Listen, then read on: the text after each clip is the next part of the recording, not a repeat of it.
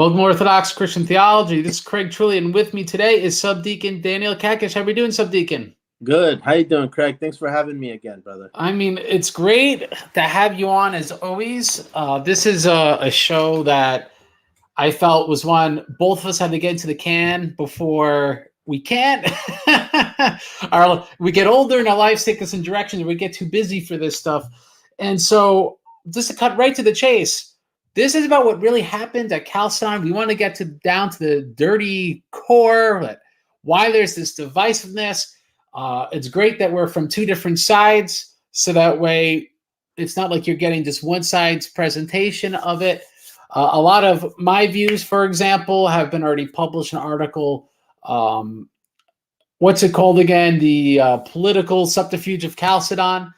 And so this is not like where this could be fast ones, where like we have interacted on this for a long time, and I've published pretty much my views on this so that they could be scrutinized. And so let's get to the bottom of what really happened in Chalcedon. We might not solve the issue of 1,500 years of problems, but maybe at least in the year 2022, we could begin a more intelligent way forward of talking about our differences on this issue. So that being said, Sbdcn, let me just pose these two questions, because I think it's good to start with defining terms. And so we'll just start with this. Can you define for us the Eutychian heresy at its very core? And if you want, you can pose the question right back at me. What's Eutychianism? Why is it heretical? Sure. For anyone who does not know, the Oriental Orthodox Communion officially anathematizes Eutyches. And the heresy that is attributed to him is the rejection of consubstantiality. So that the incarnate, the incarnate Word of God, Eutyches is said to have probably believed that the incarnate Word of God was not consubstantial with us, and that is where we would say he was heretical. I'm guessing you guys would agree on that. Yeah, we would agree. It's a kind of adoptionism, if you get into at least Pope Leo's critique of Eutychian. It's like, well, how do you have two separate natures? If you consider natures personally, how do you have a human nature and a divine nature, and then it just becomes one? Right. So then, like, did the human nature then get absorbed? Was he once two different people? Now he's just one. You annihilated one of those people.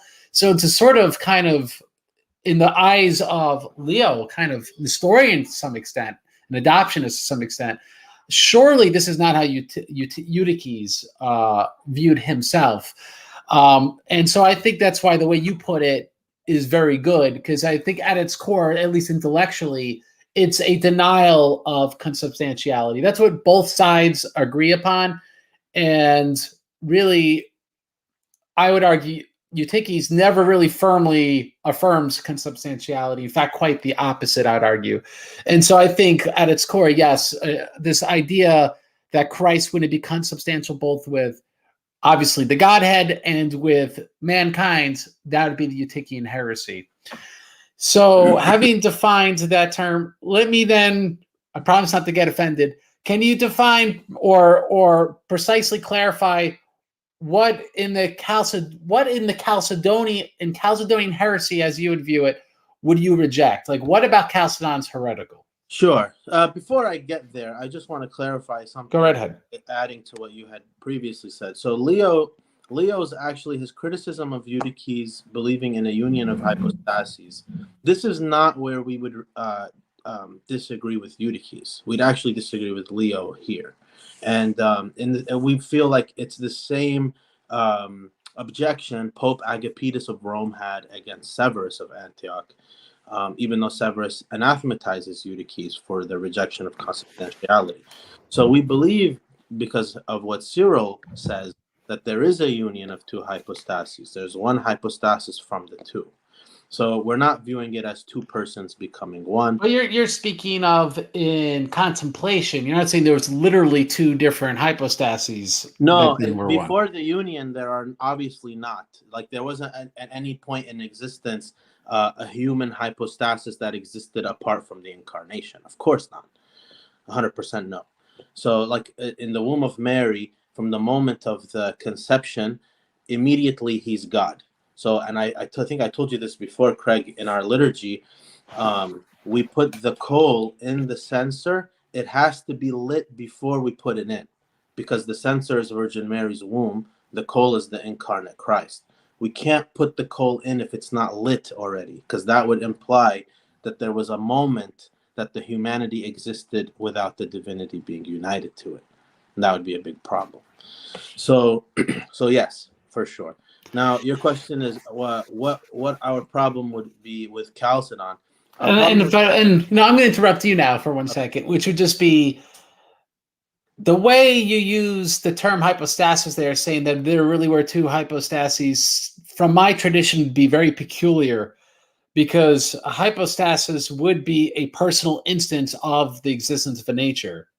And so it sounds to me peculiar. I don't know if this is something that was clarified later from your tradition by Severus, or if I'm just ignorant of my own, but it just sounds peculiar as someone who's not steeped in philosophy, and something that I don't see come up in Chalcedon specifically. And so I'm going to table that as in whether it's good or it's bad, what you just said, at least from my perspective. It just doesn't sound how we would discuss things. Unless you have an objection to me saying it just doesn't sound normal to me. How about you tell me what you do find objectionable about Chalcedonianism specifically? Sure, and it'll probably come up later anyway. What we're talking about right now too, Craig, in the conversation, because like Flavian in 448, when he's saying one hypostasis and two physis. So this, according to Price, is an innovative formula that never happened. It never was said before. This is the formula that Chalcedon adopts. And the reason why it's innovative, according to Price, is because this distinction between hypostasis and physis had never happened. This was the first time. So in the same way that Flavian is innovating this, we would hold to the previous understanding of the definition here, to say one hypostasis and two physis in our mind is saying one hypostasis and two hypostases. Instead, we're saying there is one hypostasis from two hypostases. So our problem with Chalcedon is when it's saying that there are two natures after the union, that is the same as saying there are two hypostases after the union.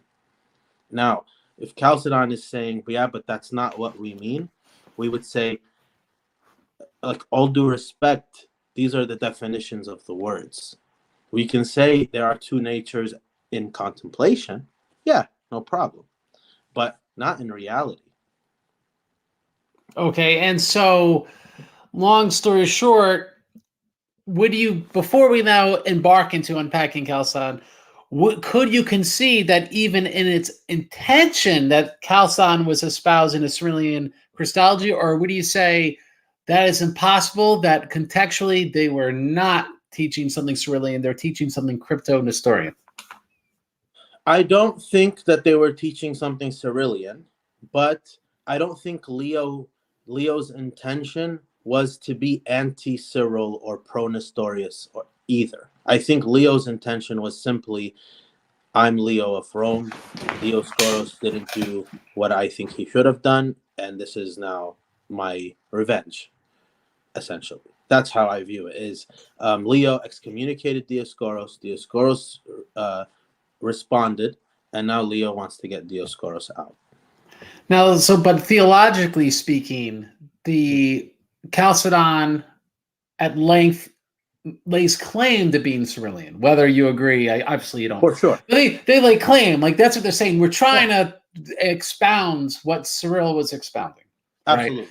And so, are you saying that they were just disingenuous and they in fact expounded a alien, it sounds to me you're saying Western Christology that wasn't strictly Cyrillian or Nestorian? Is that what you're saying? No, I think that Chalcedon has a diversity of bishops, and I think the bishops there had unique aims, and we can group them like Anatolius and Juvenal. These are pro-Cyrillian bishops, right? Eusebius, what's his name? No, Basil. Basil was the other one. Who's the bishop of Beirut? Eustathius. Uh, Eustathius of Beirut. These guys were pro-Cyrillian. It's obvious from their what they were saying there. At the same time, you have clearly very anti-Cyrillian ones, like the Antiochian party, Theodoret and his friends. I think Leo was a neutral party that he didn't care about that. So I don't think we can say there was like one kind of side that's winning out at Chalcedon. I think it's just this kind of compromise party. and so then, what is the right way, in your view, to understand the Chalcedonian definition? If it's not any specific person's view, then what view is being expounded there? I think we have to just take the definition for what it says, and we have to take it in the context of the canons of that council. So when we're taking the definition of faith that is happening, plus we add it with Theodoret getting exonerated without repentance, Ibas getting exonerated. We did a show me and you about it, and then the tome of Leo being put on everybody. I think this is the context in which we need to take the definition. Oh, and the third letter to Nestorius not being read. So all of these things are important to. Oh, and Ephesus 2. Ephesus 2 being kind of done away with as much as they wanted it to be done away with, but with the parts they wanted to keep, they kept, such as Maximus staying the Patriarch of Antioch, even though Dominus was still alive. Things like this. So I think that there were. You have to understand Chalcedon in the light of what happened in 431, 433, the controversy there coming up, 448, 449. Leo, that's how it's to be But so I'm going to try to nail that jelly to the wall, if you don't mind. So, understood. what precisely in that definition is wrong? And is it just nominally wrong, or contextually? Is it conceptually wrong due to what context would require us to conceptually understand its words? Well, it's wrong in saying that there are two natures after the union, because Cyril never said that, and no one said that actually, and it's wrong. But even if it did say from two And natures, so just to pause you there, that cannot, your position would be that can't be conceptually right in some way. There's yeah, no way to interpret that rightly. in theory, it's okay, but that's not the qualification that they gave it. And even if they said the original way that they intended to write it from two natures, even if that stayed in, still Chalcedon would be wrong because of the other uncanonical things that happened there. But you're not, that wouldn't be theologically wrong. You'd be Right. talking about you don't like the deposition, whatever. Yeah. Okay. And so, you know what? We're going to beat around the bush and for solving the theological issue. And you said, what really happened, Chalcedon? Well, let's talk about the deposition. So you said the things that are uncanonical. So how about you give a perspective as to what's not canonical about Chalcedon? And by the way, you want to ask me questions, it's got to be a two-way street. It's just going to be an interview why you hate Chalcedon. So, but let's get the ball rolling there. What do you find is not canonical about Chalcedon? And then if I push back, don't feel bad about it. We'll try to draw out both our perspectives. All the time, Craig. It's fine. So I think it's the stereotypical Oriental Orthodox objections. The restoration of Theodoret is one. He comes in. Leo brings him back. Dioscoros was like, "What is he doing here? He's deposed." Everyone's like, "Well, he's back by Leo's authority." And then Dioscoros like, "What canon allows that to happen?" And they don't even reply to Dioscoros. They just like pretend like he didn't even ask the question and keep going. And then in his trial, because of those pro-Cyril Eastern Chalcedonian bishops later. All right, so are we done with Theodoret, or now we're going to Dioscoros? No. I'm still on Dioscoros. All right, still on Theodoret. Still on Theodoret, yeah. Okay, continue. Yeah. So the pro-Cyrillian Eastern Chalcedonians who are at the trial of Theodoret later on in Chalcedon, they so they're insisting on his anathema of Nestorius later. But if you read Theodoret's, what he says, there's no repentance there. So like he's restored based upon what? His orthodoxy is simply because he anathematizes Nestorius. That doesn't mean you're orthodox. Okay, so I would respond when it comes to Theodoret is that he wasn't canonically deposed by Ephesus too. It was an absentia, and he wasn't even deposed. That doesn't mean that people didn't consider him a bishop. So he still appealed to Rome. Rome made its appeal. But it's sort of like, well, one, just from the Eastern Orthodox side, I think we'd both agree, Rome could they could tentatively put someone in their local communion, but in the end of the day, they're not binding. The ecumenical council is what's binding. And so that's why the validity of Ephesus II as an ecumenical council, which we had a whole debate on, and the validity of Chalcedon, for that matter, is important for really being the final word for this issue. And so the issue, I think, with Theodoret is if she's never canonically deposed, well, yes, he's, that gets recognized by Leo, but he was never not a bishop anyway. And in any event, because he's one of the accusers against Dioscorus, he was seated in the middle, not amongst the judges. And so that was to avoid the fact that, well, if he has accusations, that can't be used as a measure against Dioscorus. In any event, I mean, we could open up the minutes. I think that's with Theodoret is session 8, if I remember right. Session 1 and session 8. Session 8, that even then they had to, even despite the fact he was never canonically deposed by Ephesus II, that he still had to have the assent of the council to be recognized back in communion with the church. So I would say the correct way, just like with Dioscorus' original deposition by imperial fiat in session 1, to understand these things is there's tentative depositions and then there's binding depositions. There's tentative excommunications and there's binding. And so people by their own level of authority, whether it's the emperor, whether it's a bishop of a certain jurisdiction, could depose, could excommunicate, but it's only binding once it gets the consent of everyone. Otherwise, they would not be sending out, whether it's individual synodical statements for Catholic acceptance throughout the whole church, or whether you see in the council where they need people to subscribe to assent to it, and then the local synods, when they receive the council, to assent to these same things. So that to me is the real issue here, is that lack of nuance, which is Theodoret really never was actually deposed for him not to be a bishop. He wasn't the judge of Dioscorus. He was the accuser. He was seated somewhere else, for that matter. And even then, just to get rid of any confusion Ephesus II obviously caused, because it did have imperial support, they had a whole session where the church had to affirm to bring him back, in which they made sure to utterly humiliate him before bringing him back. And so let me give you the last word on that, and then we could change gears to another topic. Well, I just wanted to ask for a clarification, Craig. Go right ahead.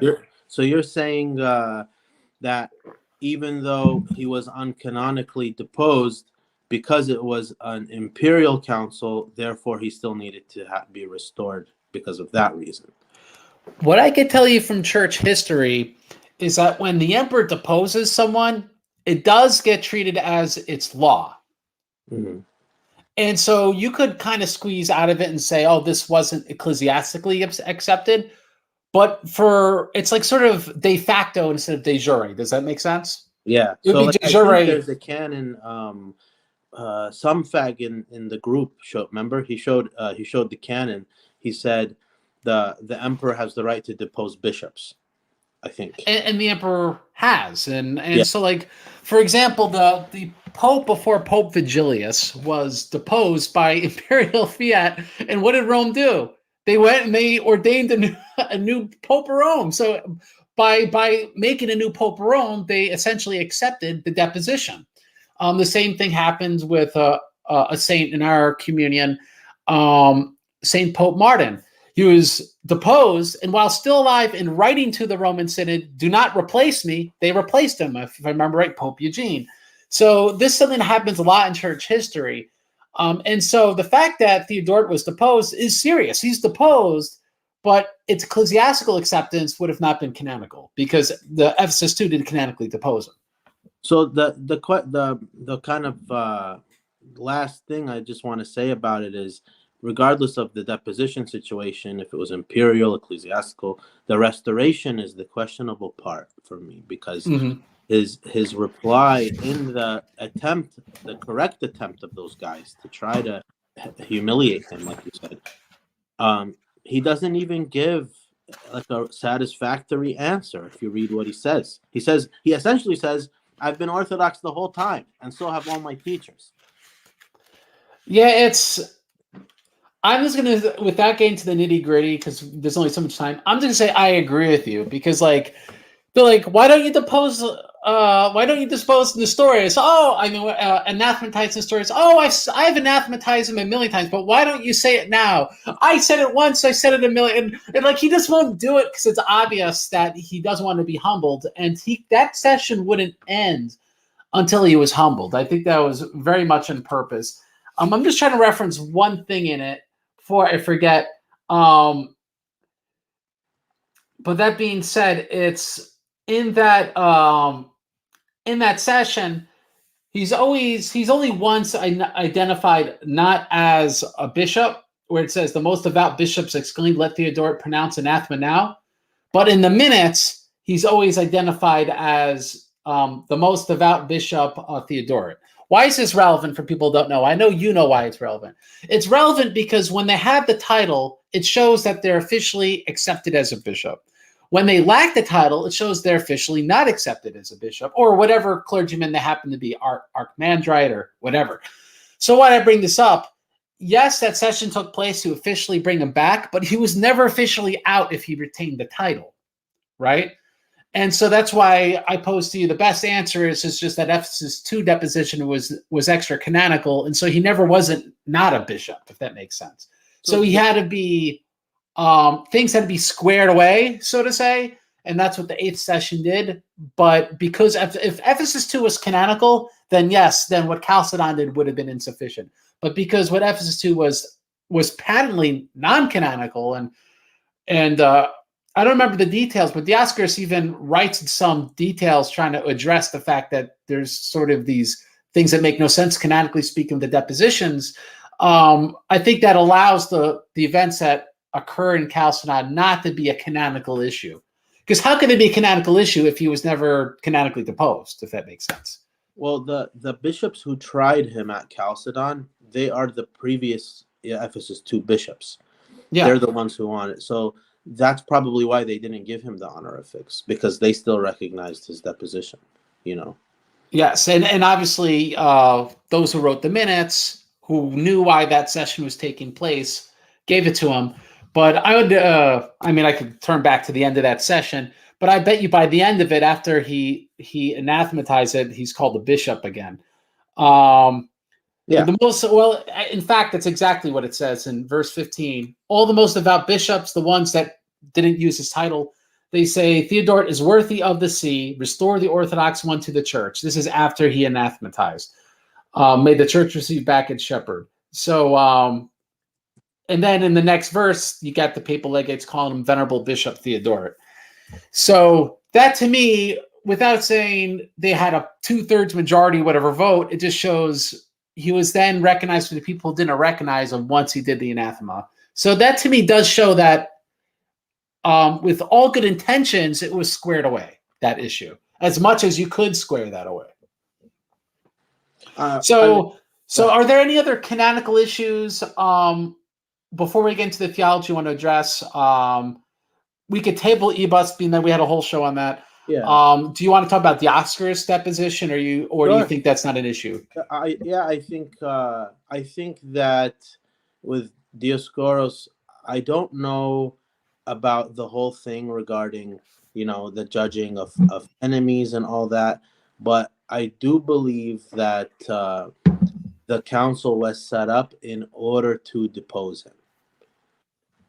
Oh yeah, it was a stacked deck against him. I don't think he knew he was walking into that, because otherwise the Egyptian Synod never would have let themselves be captive in Constantinople. He attended thinking there was a way to maneuver things. I I don't know, maybe the primary sources don't exist, but I wouldn't be surprised if there were even significant bribes before the council where Dioscorus might have thought he had a fighting chance, and this sort of politicking that had with the imperial court. Again, I'm not saying that did happen. We know stuff like that happened at Ephesus, for example, and we both accept St. Cyril. So I don't even say that in a bad way. But yeah, my opinion is he was brought into Chalcedon. Remember, he wasn't seated initially among the accused, thinking that he and his synod had a fair shake at this. And then immediately he was put on trial. And then became very clear where this was heading as it transpired. And obviously the whole thing where all the bishops like Juvenal and whatnot go to the other side, their positions probably would have been known before the council initiated, right? Not to Dioscorus, right? And so a lot of that would have been known. But whether or not this shows, all right, he was out-politicked or whatever, all right, he was out-politicked. I think we could agree. I would argue, though, what actually happened procedurally wasn't extra-canonical. It was canonical. And so you can say, well, boo-hoo, he was out-politicked. But the point is he was still canonically deposed. And being canonically deposed, then that would also put aside Chalcedon procedurally having problems, because I just don't see the evidence of it. Let me give you an opportunity maybe to either agree or to put that into dispute. Yeah, I think if Chalcedon was viewed by us to be an Orthodox council in theology, then that Dioscorus' deposition would be valid. That's right. And so you have no problems with the procedure. It's just that as a matter of, and just so people are aware, like we have a Saint Maximus that speaks of ecumenical council the same way. If the council is not Orthodox, then the procedural stuff doesn't mean anything, right? That would invalidate it. Okay, so I guess then that could get us to the theology then. So meaning, it sounds to me the way Chalcedon was actually procedurally held, though a little divisive and a little intimidating and a little political, wasn't really procedurally wrong, right? If we could establish that. The issue then would be whether its theology has major issues. Could we establish that now, or is there points of difference where you say, well, this is not reconcilable and we could table that? I just want to see if we could establish that. Yeah, I still think the 3 chapters situation is still a problem. I mean, Theodoret and Ibas, I know Theodore Mopsuestia wasn't really involved in that. But that'd also be theological, though, at its core, right? It would be the idea if you have heretics taking part in the council. Yeah. I wasn't thinking of it that way, but yeah, you're right. Okay, so it all connects to the theology, just to reduce it for our audience. Okay, so I guess maybe it would work if maybe I just say why I think it's Orthodox, and then you dispute it, and this would help us maybe unpack the first session and the subsequent sessions. Sure. To me, I would put forward that I think if we understand what Nestorius' position is at its very core, and just so people know, this is all in my article, so there's no fast ones here. Like, Nestorius literally did teach that Christ was 2 different hypostases. That's in the Bazaar of Heraclitus. So he literally is what he's accused of. All right, that's not him out of context. All right, so that's what actual Nestorianism is. Actual Eutychianism, we both agree, has to do with this denial of double consubstantiality, that Christ is really of the same essence with mankind and the same essence with the other hypostases of the Godhead. And so we know what Eutychianism is. Now, what I would argue is that the theology of the West was essentially Cyrillian, just not with Cyrillian language. And my opinion would be is what is Cyrillian and Western Christology of the 5th century is there's one individual, one person, whatever word you want to use for that. There's one person who has 2 natures, and those 2 natures be human and divine. All right.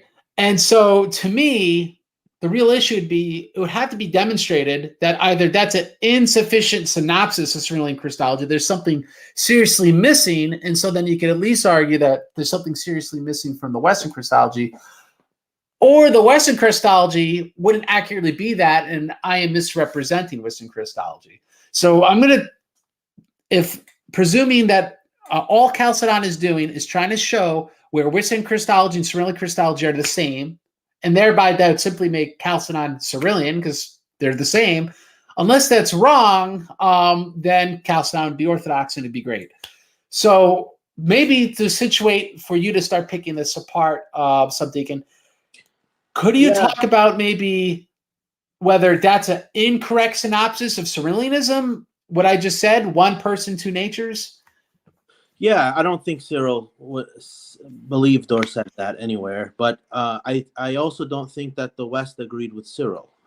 This is my opinion. I don't think that the pre-Cyril or pre-Chalcedon, even pre-Chalcedon Western fathers, or not all of them, but many of them, I don't think they were Cyrillian. I think there's like scholarly, clearly links between Augustine and Theodore of Mopsuestia. That's for sure. That's a fact. And there's also links between Augustine and Leo. Leo was a student of Augustine's Christology. Even defenders of the faith like Hilary and others, their Christology doesn't line up with Cyril. So I don't think that the Latins were very good at Christology, quite frankly. The Latins, but again, we're speaking conceptually now, because right, if we already agree the words are different, the languages are different, so they're by default going to be different. But conceptually speaking, like, reading from the third letter to Nestorius, the word that is of God the Father is God alike in man, right? And so if the West understood God alike in man to be a divine nature and a human nature, then what conceptually about that would be different, right? One person, two natures, or one person, God and man, right? So, you hear Protestants say this, Christ the God-man. That's what they mean because they don't know anything about Chalcedon. Yeah. So what's wrong with that? There's nothing wrong with it when we're talking like me and you, whatever. It's like slang language. But when you're trying to define precisely Christology and you're talking about a man who does this, this, and this, and then the Son of Man does these things, but the Son of God does these things, then you have a problem because now you have two sons. I agree. If it's literally meant that that the divinity did X and another humanity did Y, and it's not meant that the same persons who did it, but it's the divine within that person that did X and the human within that person that did Y, right? That would be the issue. And so if we are on the same page in agreement with that, then let me ask you this. Would you concede or dispute that Western Christology of the 5th century leading to Chalcedon would have affirmed that we're talking about one person doing things divinely and one person doing things humanly? I think that Western Christology would say that there is one person, but I think that they actually would describe a prosopic union, like if you have two people with a rope tied around them.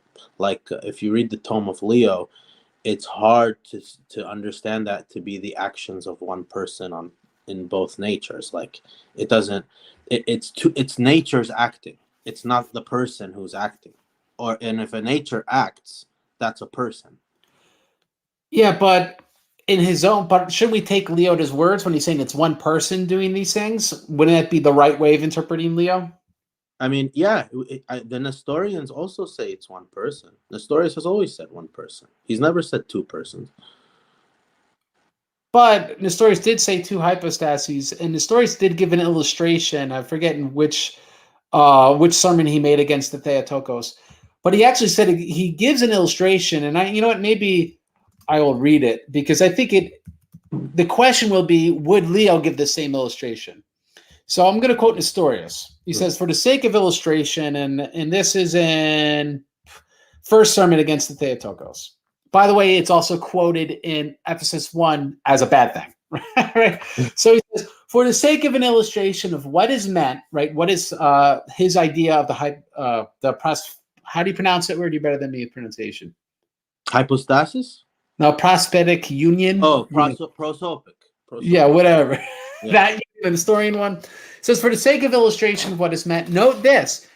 If you want to lift someone up who's lying down, right? So he's already talking about you and someone lying down. So we already got two people. Do you not touch body with body by joining the other person? Lift up the one while you remained what you were.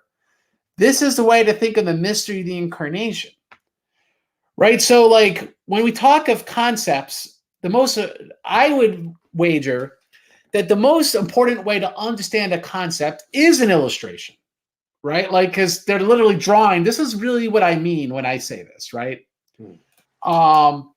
There's an expression from Pope Gregory the Great where he says, believe facts, not words. Believe facts rather than words, he says, right? So the illustration is trying to say, this is what I really think it means, instead of quibbling over what the words supposedly mean. He's telling you what he really means. And so when the story tells you what it really means, he's literally talking about a person picking up a whole other disabled person, right? The divine picking up this a mere human being. and the fact he's holding them together makes them one. So obviously, if you guys watch that movie Stuck on You with Matt Damon and that other dude, and they're conjoined twins, they're two people. Doesn't matter they got that piece of skin between them holding them together. They're two different people. And quite frankly, that's the one person that Nestorius' illustration's describing. It's describing Stuck on You. It's Matt Damon and that other guy. It's two different people, right? And so I want to ask you then, is Leo conceptually identical to that then? When he speaks of two natures, or would you concede that that's not what he means by two natures? So with the illustration that Leo gives, Leo again in the tome and in other places, he's giving an illustration of the man doing this thing, but the word doing something else. The man and the word are not adjectives of divinity and humanity, or even synonyms. They're the second person of the Trinity versus the one who was born of Mary, the Word and the man. So in the same way, and with Nestorius, I just want to say, because he said two hypostases. Nestorius is saying two hypostases. To be honest, he's saying that because he's honest. Like, he's not doing the new Flavian formula of one hypostasis and two physis, because that was unheard of before. So Nestorius was saying two hypostases because that's what physis is. So for Leo was speaking in Latin, so he didn't have this problem of hypostasis, physis. It didn't matter to him. He was saying one person, two natures. That's what Leo said. Leo, it was like personae and natura, I think it was. So with Leo, though, the illustrations that he gives are, to the Oriental Orthodox, equally as bad. Okay, and so help me understand how they're equally as bad. I'll just read part of the Tome of Leo, and maybe you could demonstrate to me what precisely is bad from your point of view. Sure. So, like, the Tome says, the birth of the flesh reveals human nature. Birth from a virgin is a proof of divine power. A lowly cradle manifests the infancy of the child. Angels' voices announce the greatness of the Most High. Herod evilly strives to kill one who is like a human being at the earliest stage. The Magi rejoice to adore and bend a knee, one who is Lord of all. And when he came to be baptized by your precursor John, the Father's voice spoke thunder from heaven to ensure that he did not go unnoticed, because divinity was concealed by the veil of the flesh. Accordingly, the same one who is the devil craftily tempts as man, the angels dutifully wait on as God. All right, so, and I'll say one more sentence. Hunger, thirst, weariness, sleep are patently human, but to satisfy 5,000 people 5 loaves, dispense living water to the Samaritan woman, a drink of which will stop her from being thirsty ever again, to walk on the surface of the sea with feet that do not sink, to rebuke the storm and the mounting waves. There can be no doubt these are divine. So from what I just read, what's conceptually wrong about that? From your perspective? That's not the part that I was referring to in the tome. So you could affirm that part. So you think he could be onto something there?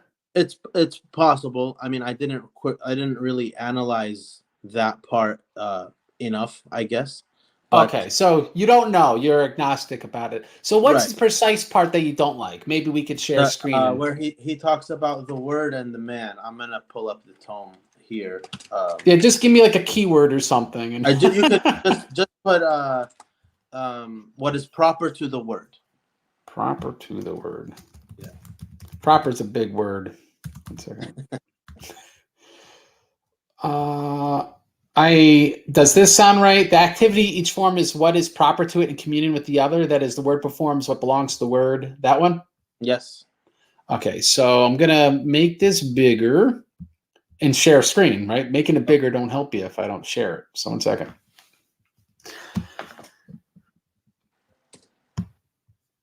So we don't want dead air. So I'm just gonna say I don't want dead air, so there's not dead air. How's that sound? Great. All right, so ironically, all right. So I'll read it, and then you could tell me stop when it becomes really objectionable. All right. There is nothing unreal about this oneness, since both the lowliness of the man and the grandeur of the divinity are in mutual relation. As God is not changed by showing mercy, neither is humanity devoured by the dignity received. The activity of each form is what is proper to it in communion with the other. That is, the word performs what belongs to the word, and the flesh accomplishes what belongs to the flesh. One of these performs brilliant miracles, the other sustains acts of violence. As the word does not lose its glory, which is equal to that of the Father, so neither does the flesh leave the nature of its kind behind. You want me to keep going? Does it get more? That's fine. Okay. So tell me what's objectionable conceptually about that. So the objection is that the word incarnate is what is doing the activities proper to the divinity and the activities proper to the humanity at once. So God in the flesh, who suffered for us and was tired for us and hungry for us, and he died for us, because like St. Athanasius says, if it wasn't God in the flesh who dies for us, then how can we have salvation? And so, and this gets into the words escaping at the moment, but the theopaskism. But that being said, it's, to me, conceptually, it doesn't seem like he's saying there's two people. I would say in this English translation, I can't speak to Latin or Greek because I don't read either, where he says the word performs what belongs to the word and the flesh accomplishes what belongs to the flesh. Technically speaking, because it's the word incarnate, the word was crucified in the flesh, right? Yeah. And so, the word hunger, the word suffered. It's just the word not according to its divinity. His divinity suffered, because that's impossible. Right. Divinity is impassible. Yeah. And so I think just the charitable way of interpreting this, being that he says one of these performs brilliant miracles, the other sustains acts found, and so the word does not lose its glory, which is equal to that of the Father. He seems to be that, I'm trying to find the right part of this that we were just reading. As God is not, let me go right ahead. I think the Tome of Leo can be interpreted in an Orthodox way, even agreeing with Oriental Orthodoxy, if it was in a vacuum. But because of its own context and the context that surrounds it, that's the problem. So even within the tome itself, if there's a section I have, if you want me to read it, or I can wait, whatever you want.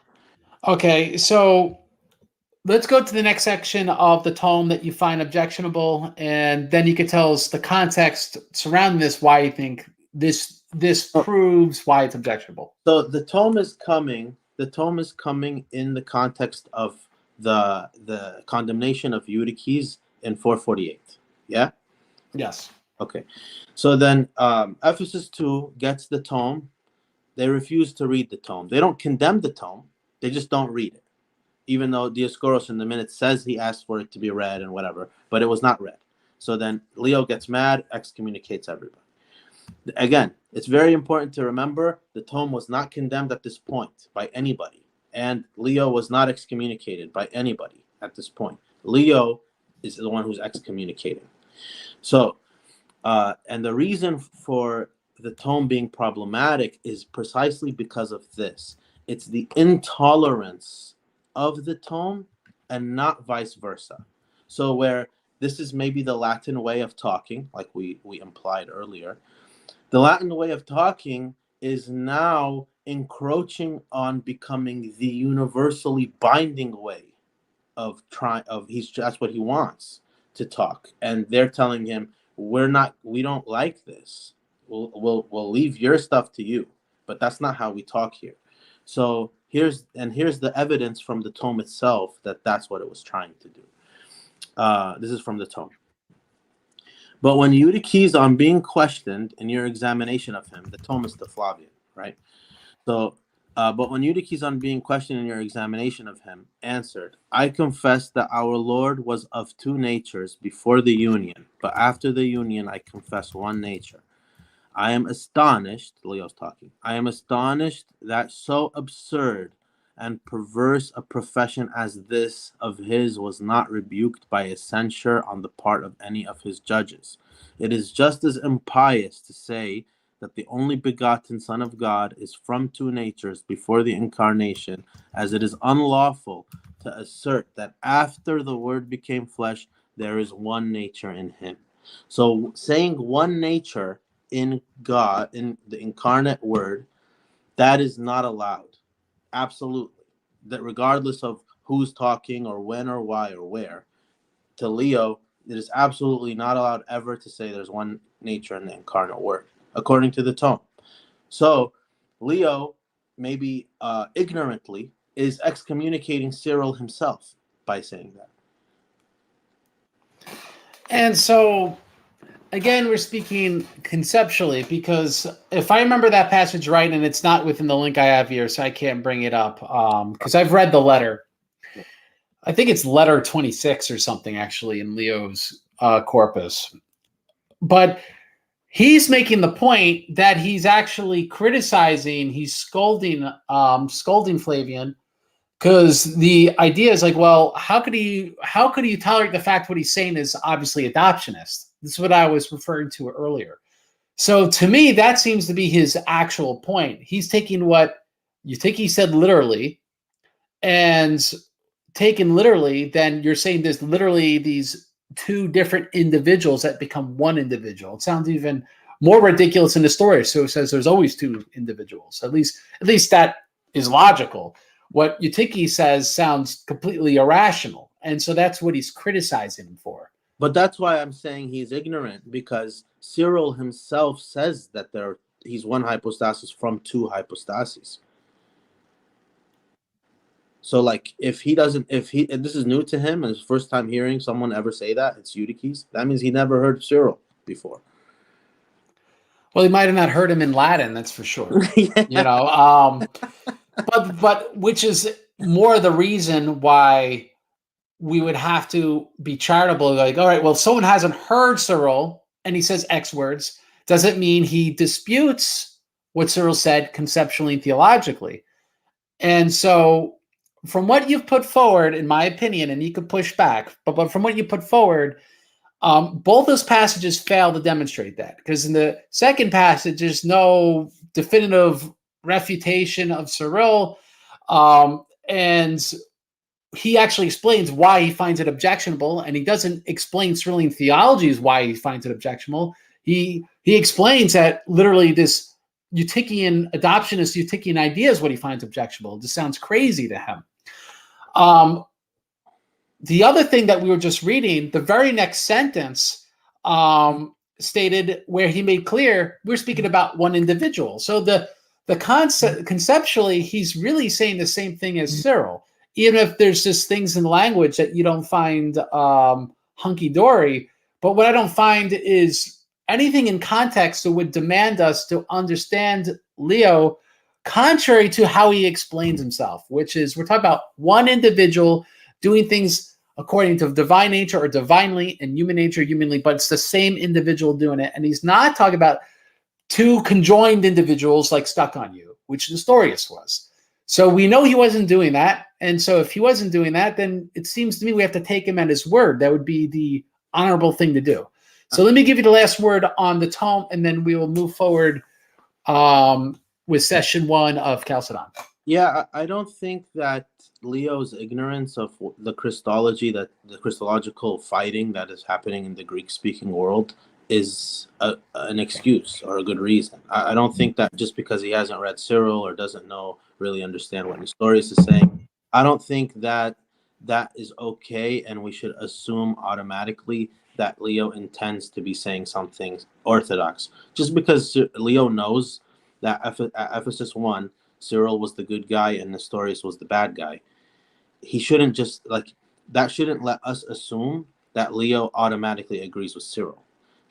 When he speaks of Cyril, he speaks of him positively. But there's nothing that Leo says that helps us know that Leo actually has read Cyril or understands anything that Cyril has said. So by Leo saying what he's saying, if if if somebody cut out the name Leo and just put the quote somewhere, and then you have to guess who said the thing, right? And then you have Nestorius quotes and Leo quotes and whatever. I'm not going to be able to differentiate between them, or Theodore Mopsuestia even. I think, see, and I personally think I would be able to, because of the emphasis on the same eternal only begotten of the Father is the one who assumed their human nature. This assumption language, for example, is also found in Dioscorus. So he's not talking about two individuals. It just, to me, it seems so clear, and this may be a big reason why we have the divisiveness as communions, maybe not you and I personally, that we do, because we cannot give, to me, this seems so clear, and for you, it seems so clearly the other way. I mean, like, the distinctive character of each nature being preserved and coming together into one person.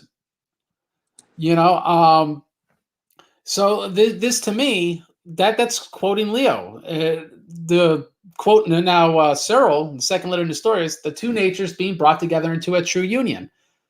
How is that any different? The distinctive character of each nature in one person, Cyril now says, two natures together, one union, right? One person. So how is this any different? I really can't see it personally. Yeah, so it's different because, again, he's the two examples that I gave. The first one was the Word doing things and the humanity doing things. That's number one. The second thing is where he's saying that it's never allowed to say that there's one nature in the incarnate Word, which Cyril did say. So both things disagree with Cyril. But I think this is not conceptually a bridge too far. I'm going to take the charitable approach to this. And the reason I take that is because you don't affirm that divinity suffered. You affirm that God suffered, but not his divinity, right? Mm-hmm. So we're saying the same thing. But I'm not saying that only Jesus of Nazareth died, because that's who the man is. I'm saying that God incarnate died. Leo is saying the Word didn't die, only the man, which I would never say. It just seemed to me that conceptually speaking, he's speaking of nature, because he means nature not as a independent individual that is suffering. And I just don't know how much more clearly Leo could have said it according to the paradigm he was working with. Yeah, that's why I'm telling you is I don't think the Latins were good at Christology. Okay. The issue is that it's that they tried to make their way the way. It's not that they were talking like that, because they've been talking like that. But it's like they tried to make it, this is the standard. And that's what the problem was, that the tome had to be universally accepted. For what? Just let it be a local thing for you guys in the West. Why does it have to apply to us?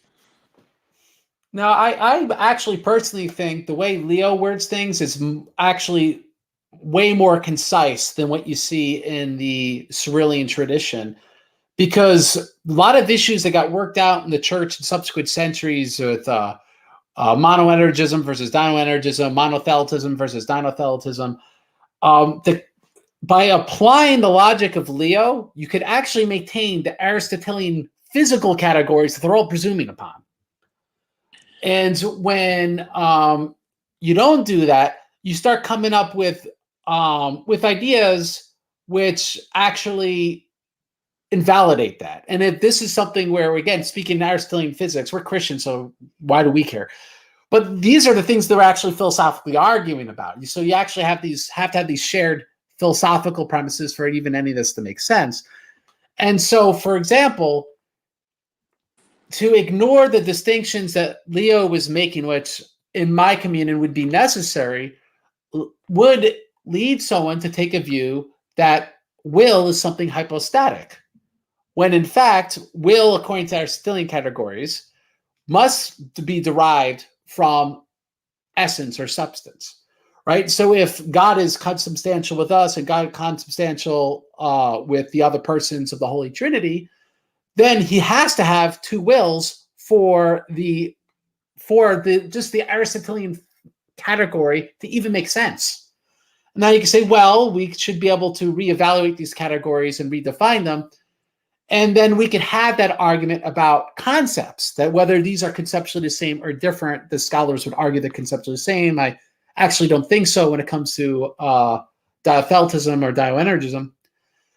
But that aside, that to me vindicates what Pope Leo actually did. Like, just so people know, I'm not lying down saying, Pope, it's okay, we disagree. Well, the West just wasn't very good at theology. And I'm not saying, well, the East wasn't very good at theology. I'm just saying what Pope Leo put together actually solved a lot of issues if you were to listen to it. Because you have to go down these pretty weird roads to try to then work through those issues, ignoring the categories, Leo said. So now let me actually give you the last word on that. I just wanted to speak to that. So Craig, our belief in the wills corresponds to the beliefs in the natures. We're just like we are miaphysite, we're miathalite. So we believe that there's one nature from the two. There's one actor, and the one actor has one action. It's the way of willing is essential, like you're saying. So, but the act is hypostatic, and that's where I'm saying, like, the actor and the and again, just so my point would be that philosophically would be kind of like nonsense at that time. The idea that will derives from hypostasis, because will derives from substance and essence. Yeah, I don't know anything about philosophy, and I don't even know, like, these Greek words is because I hang out with Copts all the time. Otherwise, I don't know them either. Like Syriacs, as you know, sure, they don't use words. We don't have anything to do with any of this. Like even the whole Chalcedon controversy, that's between Alexandria and the Greeks. So. But I'm trying my best. I think hypostasis and essence are related words. I don't know. Okay, and I'll admit my ignorance about stuff too. We've had this back and forth in text. I remember you saying something really philosophical. Maybe you're right. I don't know. I couldn't tell you that. So anyway, let me get the ball rolling session 1, and then we could start quibbling about that. So as session 1 unfolds, I feel what we start seeing unfolding is what I've been expounding is that the conceptual similarities of what we saw in Constantinople 448 are just made more clearly, like with Basil of Caesarea and whatnot, where he says specifically this idea of being in two natures after the incarnation means double consubstantiality, that they're not meaning something different by this. And so to me, the whole thrust of Chalcedon is the affirmation of double consubstantiality. And so what really hinges upon this is whether or not that's affirmed or it's not.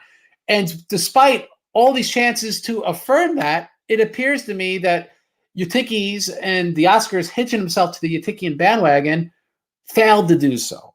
And so that to me is the whole context in very few words what went down in session 1.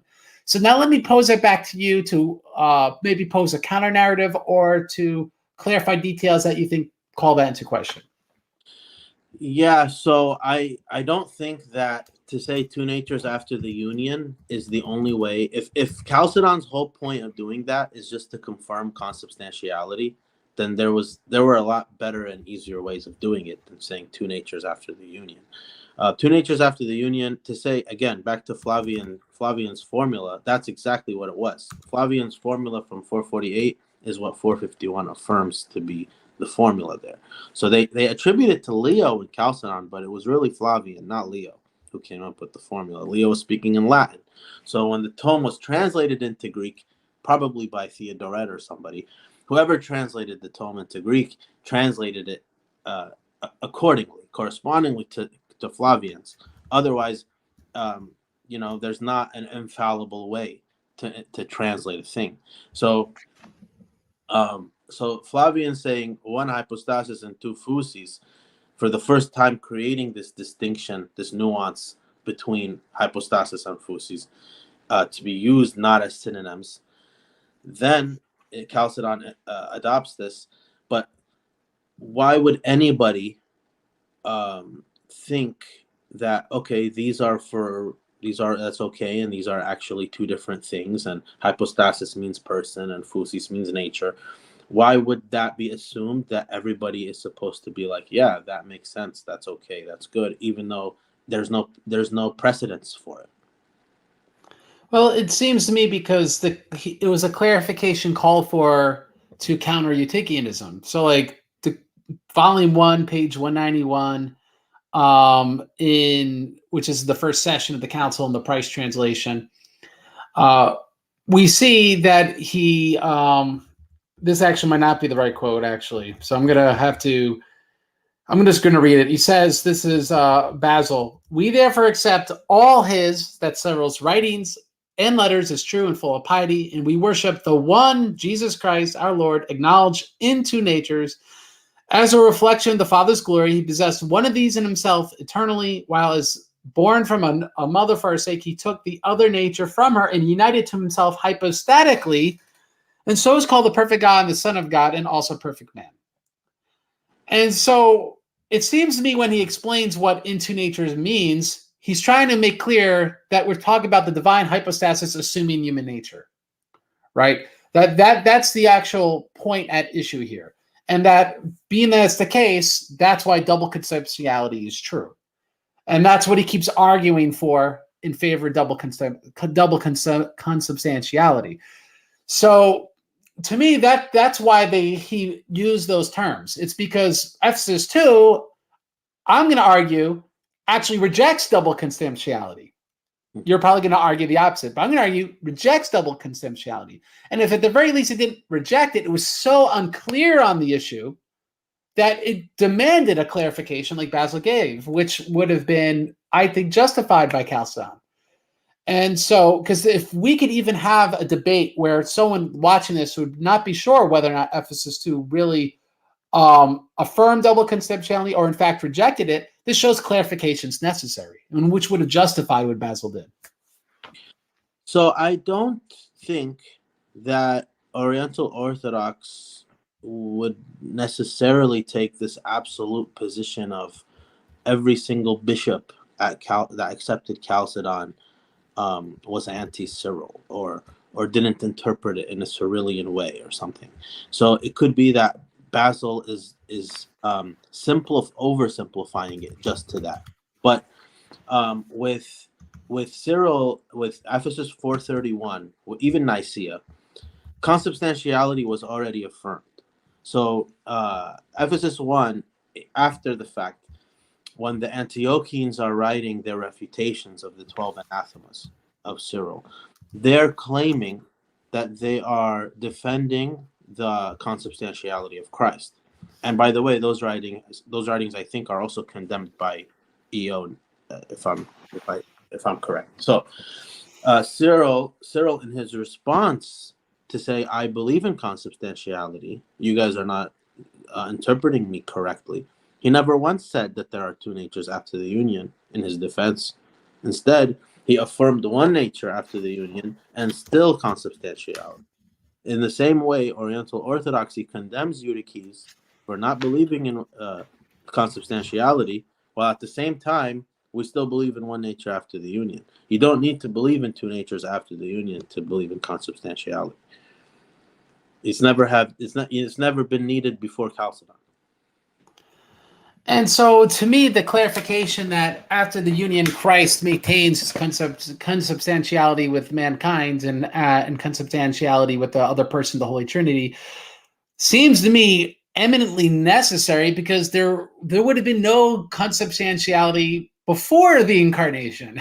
So it seems to be the only logical, rational way to actually discuss the issue, which I think that alone would more than justify its clarification. But as I was referring to before, I think the way Ephesus 2 rejects double conceptuality, in my view, and we're going to go read it so we can see whether or not I'm interpreting it right or not, I think also demanded the clarification that Basil and then the actual decree of Chalcedon in the 5th session gives. So I'm going to share screen first. We're going to look at Ephesus 2. This is page 422 in the open source translation. I know you got a much more nifty, like year 2006 translation, so just bear with me. No problem. No problem. We can't get that one on screen, you know. Yeah. But we could get this one on screen. Cool. So I'm gonna make it a little bigger. And so let me go a little bit. So, and when these things were said, the Holy Synod at Ephesus said, so this is Ephesus 2 speaking, nobody proclaims our Lord to be two after the incarnation. Nobody divides that which is indivisible. Nestorius did this. Thus, Nestorius thought, but not the bishop of Amasia, not the bishop of Mysia of Sinope. Dioscorus, the bishop of Alexandria, said, wait a little to hear other blasphemies.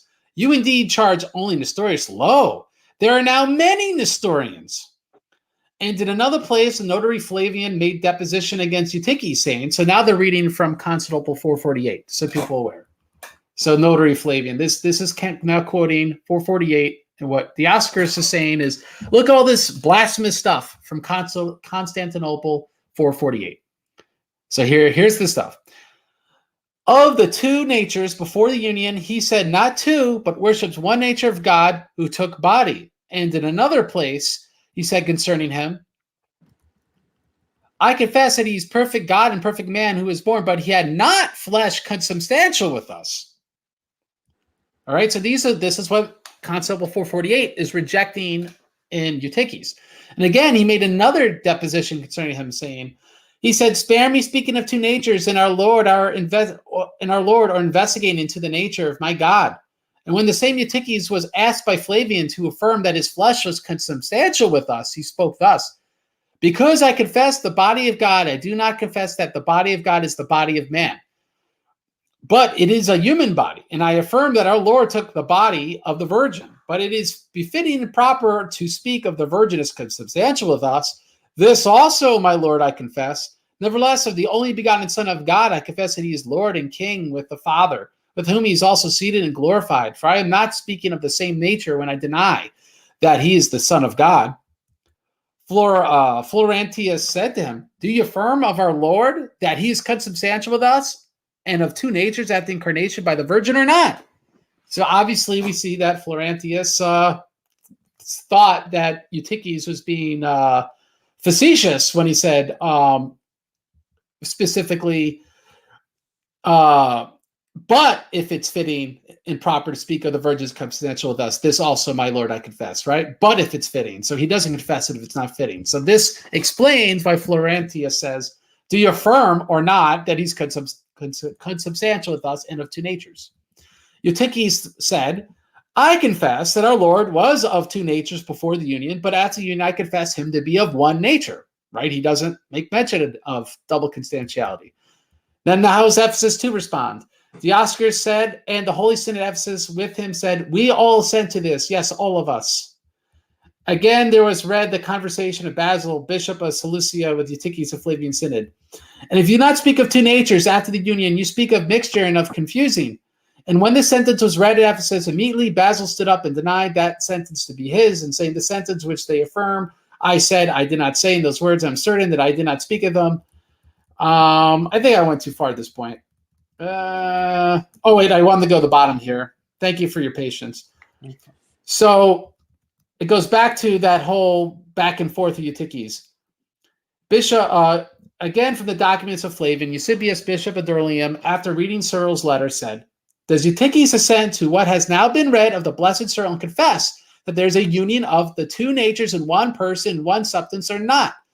Florentius said, do you hear, Archimandrite, what your accuser says?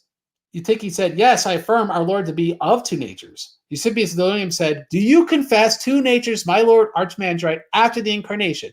And do you affirm of Christ in the flesh that he is consubstantial with us? And when this was read, the Holy Synod at Ephesus said, take and burn Eusebius. This man ought to be burnt alive. This man ought to be divided into as he is divided. Dioscorus, Bishop of Alexandria, said, is it pleasing to you to affirm after the incarnation two natures? The Holy Synod said, anathema to him, be to him who affirms so, and on it goes. So why do I read this? Because I think this conversation read as a whole, we see the obvious conceptual coupling of double consubstantiality with two natures after the union. That's its meaning. And we see Eutyches deliberately avoid it. And we see the fact that the Council of 448 is needling Eutyches to accept double consubstantiality and two natures after the hypostatic union, meaning double consubstantiality, that because he refuses to, we see that Dioscorus in Ephesus 2 anathematize Eusebius, tell him that he should be killed, and Dioscorus calls these blasphemies.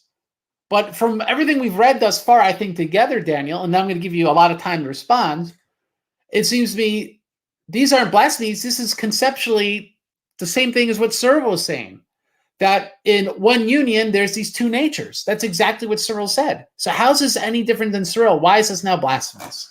Because two natures, I understand, like from your perspective, the two natures after union is just to say that for consubstantiality. There's nothing more to it.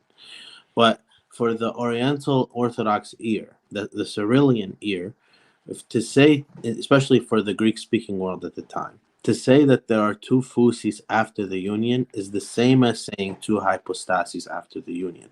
So just so like the Antiochians were telling Cyril, you have to say two natures after the union to affirm consubstantiality, and he was telling him that's Nestorianism.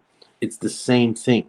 We can affirm consubstantiality without it. So Eutyches is anathematized by us for rejecting consubstantiality, but his answers, he affirmed consubstantiality at the Council of Ephesus too, but not to say to can I press you on that if you don't mind me interrupting? Where does he affirm double consubstantiality?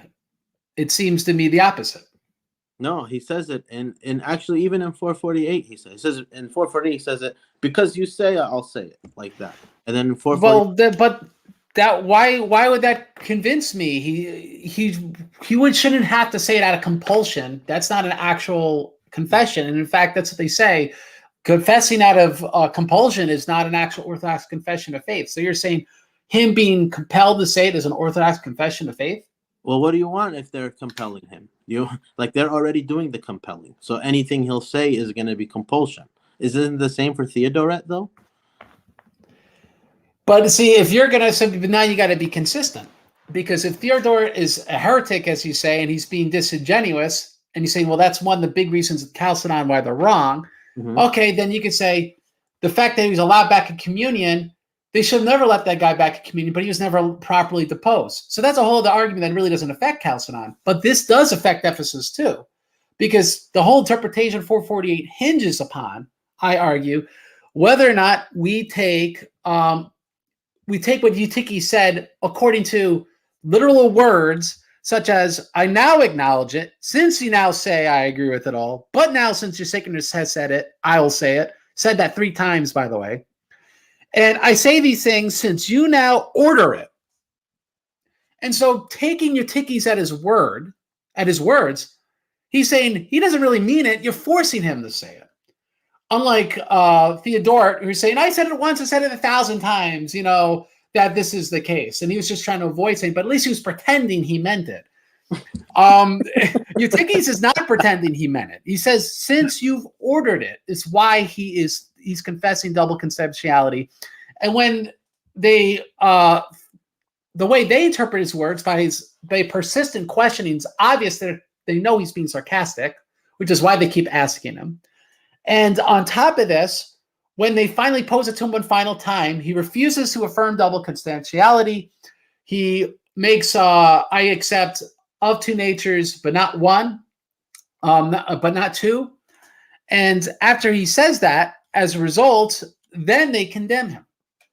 So it seems to me that the consistent way of interpreting Eutyches is he was never affirming double constantiality. That's what everyone understood in 448. That's what Henoticon understood, in that they condemned the Eutyches for denying double constantiality. It seemed to me everyone knew he was denying double constantiality, other than people trying to argue that 448 was wrong for affirming that he was denying double constantiality. It's to me, Occam's razor demands that it was obvious that all the meanwhile he was denying double constantiality. Yeah. So him not affirming two natures after the union in 448, it does not equal him not believing consubstantiality. So he was restored in 449 because of the emperor, number one, and because an Orthodox confession of faith had already been prepared for him to confess. Whether he was a heretic the whole time or not, we don't know, but eventually it doesn't matter because we all anathematized him anyway. With what you're saying, and to prove that what I'm trying to tell you about the number of natures after the union, it does not equal the understanding of consubstantiality from Chalcedon itself. The section you read right now from Ephesus 2, when they read it at Chalcedon, they read it in the minutes. I'm not going to read it again because you already read it.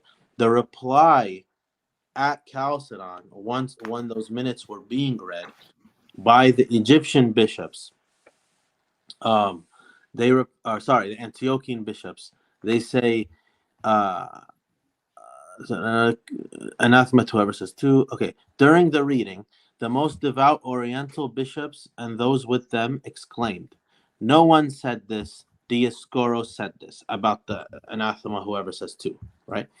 The Egyptians said, the most devout Egyptian bishop said, "We said it then, and we say it now."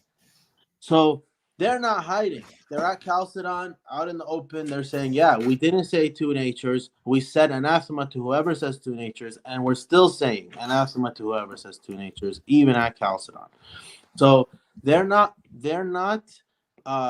looking at this as a matter of whether or not consubstantiality is the issue. They're looking at it as, after the union, how many natures are there? Natures to them being hypostases. Now, I want to draw out, because when it comes to, well, let me ask you this question before drawing anything out of it. My apologies. No problem. Why doesn't Ephesus 2 clearly affirm double constantiality? From my reading the minutes, it only comes up twice. One in the supposed blasphemies of 448, and they never say, well, we affirm double constantiality. And the other in Theodoret's letter. Let me just look at something, a note.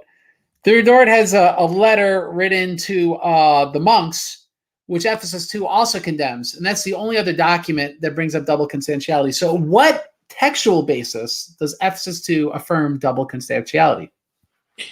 I don't have it in front of me, but I would, from what I remember the definitive dogmatic affirmations that were put at Ephesus 2 are 325 Nicaea, the Creed of Nicaea, and the 12 anathemas of Cyril.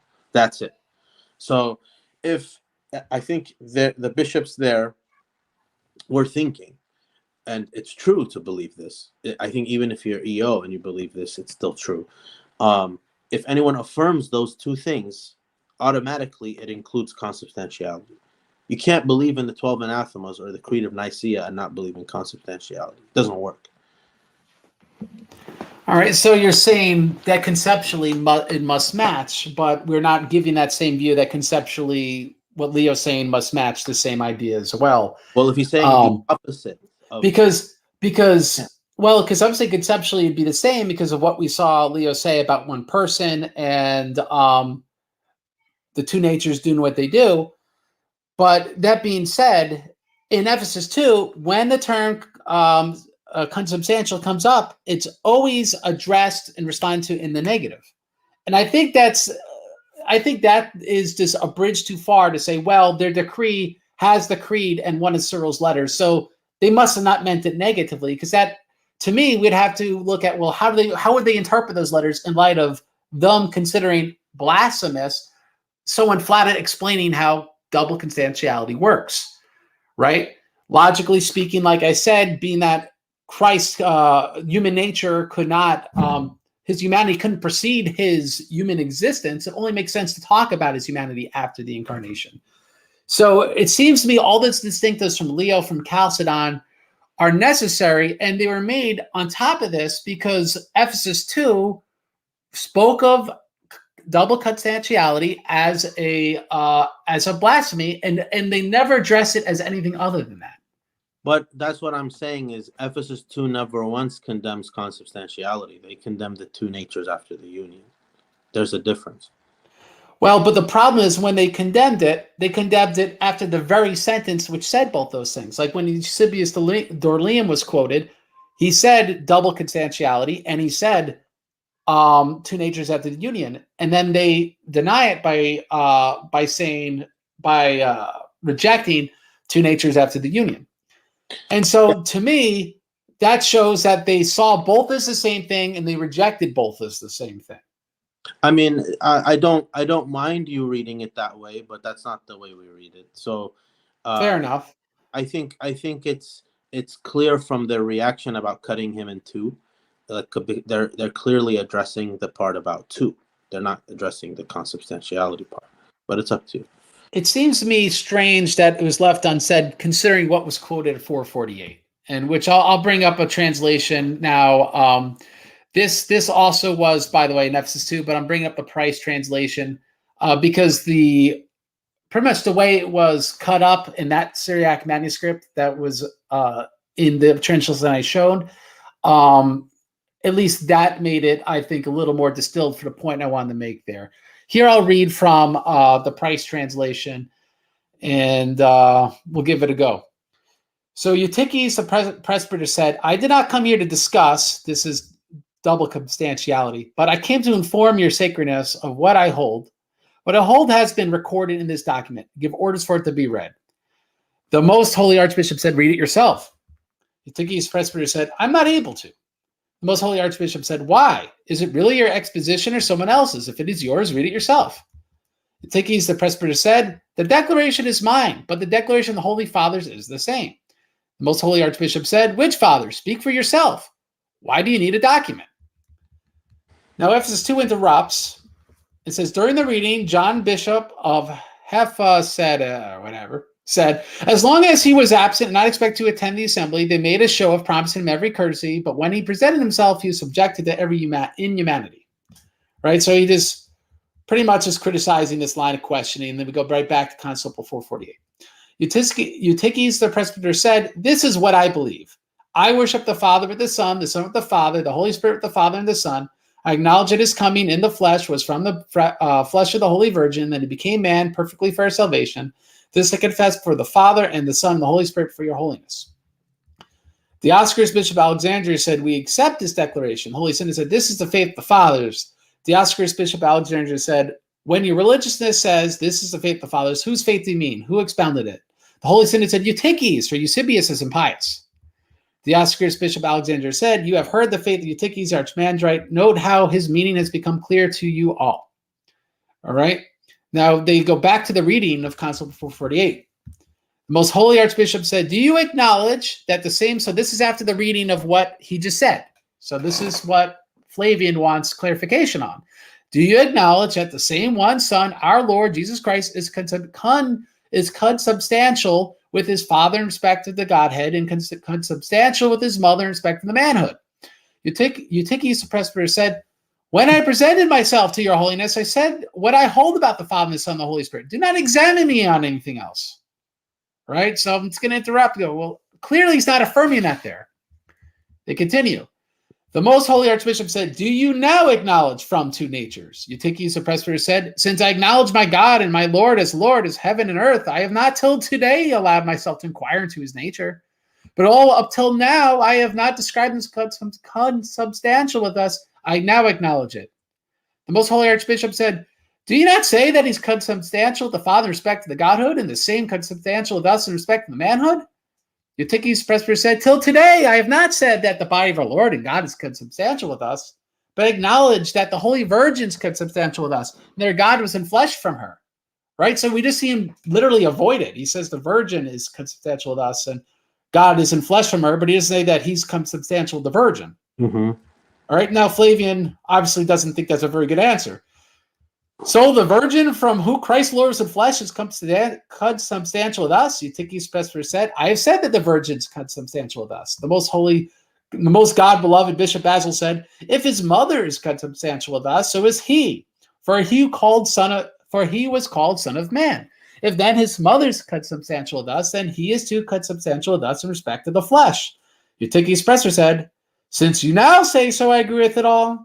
The most magnificent and glorious former prefect, former consul and patrician Florinius said, since the mother is consubstantial with us, then most certainly the son too is consubstantial with us. Eutyches the presbyter said, till today I did not say this, but I acknowledge it to be the body of God. Are you attending? I did not say that the body of God is the body of man, but that the body is human and the Lord was in flesh from the Virgin. If one must say that he is from the Virgin and so consubstantial with us, then I say this is so, my Lord, with the reservation that he's the only begotten Son of God, Lord of heaven and earth, ruling and reigning with the Father, with whom he also is enthroned and glorified. For I do not say consubstantial in such a way as to deny that he is the Son of God. Before I did not say this of him, I am saying to you that what I think, I did not say originally, but now since your sacredness has said, I say it. Yeah. Now it continues, the most holy Archbishop said, so you confess the truth out of compulsion rather than conviction. Right? So I'm just pointing this out because it shows he's going back and forth. He won't just say it. And so he's just calling him out. You're saying this out of compulsion. How's Eutyches respond? For the time being, my Lord, be satisfied with this. Up till this hour, I was afraid to say this, since I acknowledge the Lord our God, and I did not allow myself to inquire into his nature. But since your sacredness enjoins and teaches it, I say it. The most holy Archbishop said, we are not making an innovation, but the fathers define this. And since our faith accords with the faith they define, we wish everyone to abide by it and no one to innovate. The most magnificent and glorious patrician Florinius said, do you say or not that our Lord, who is from the Virgins, consubstantial with us from two natures at the incarnation? Eutyches the presbyter said, I acknowledge that our Lord came into being from two natures before the union, but at the union I acknowledge one nature. Dioscorus, Bishop Alexander said, we all agree with this. The Holy Synod said, we agree.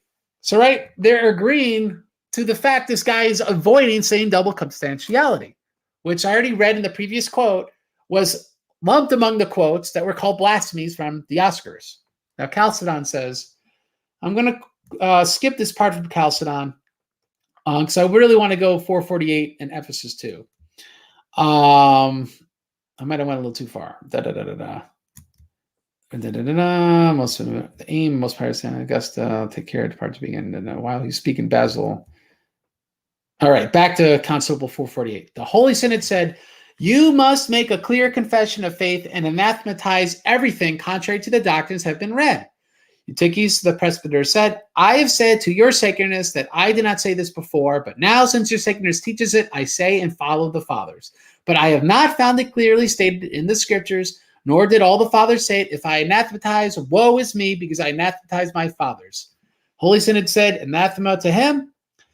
After this, most holy Archbishop said, let the Holy Synod say what is deserved by a defendant who is neither confesses the Orthodox faith clearly, nor is prepared to accede to the doctrine of the present Holy Synod, but persists in his twisted and wicked perversity.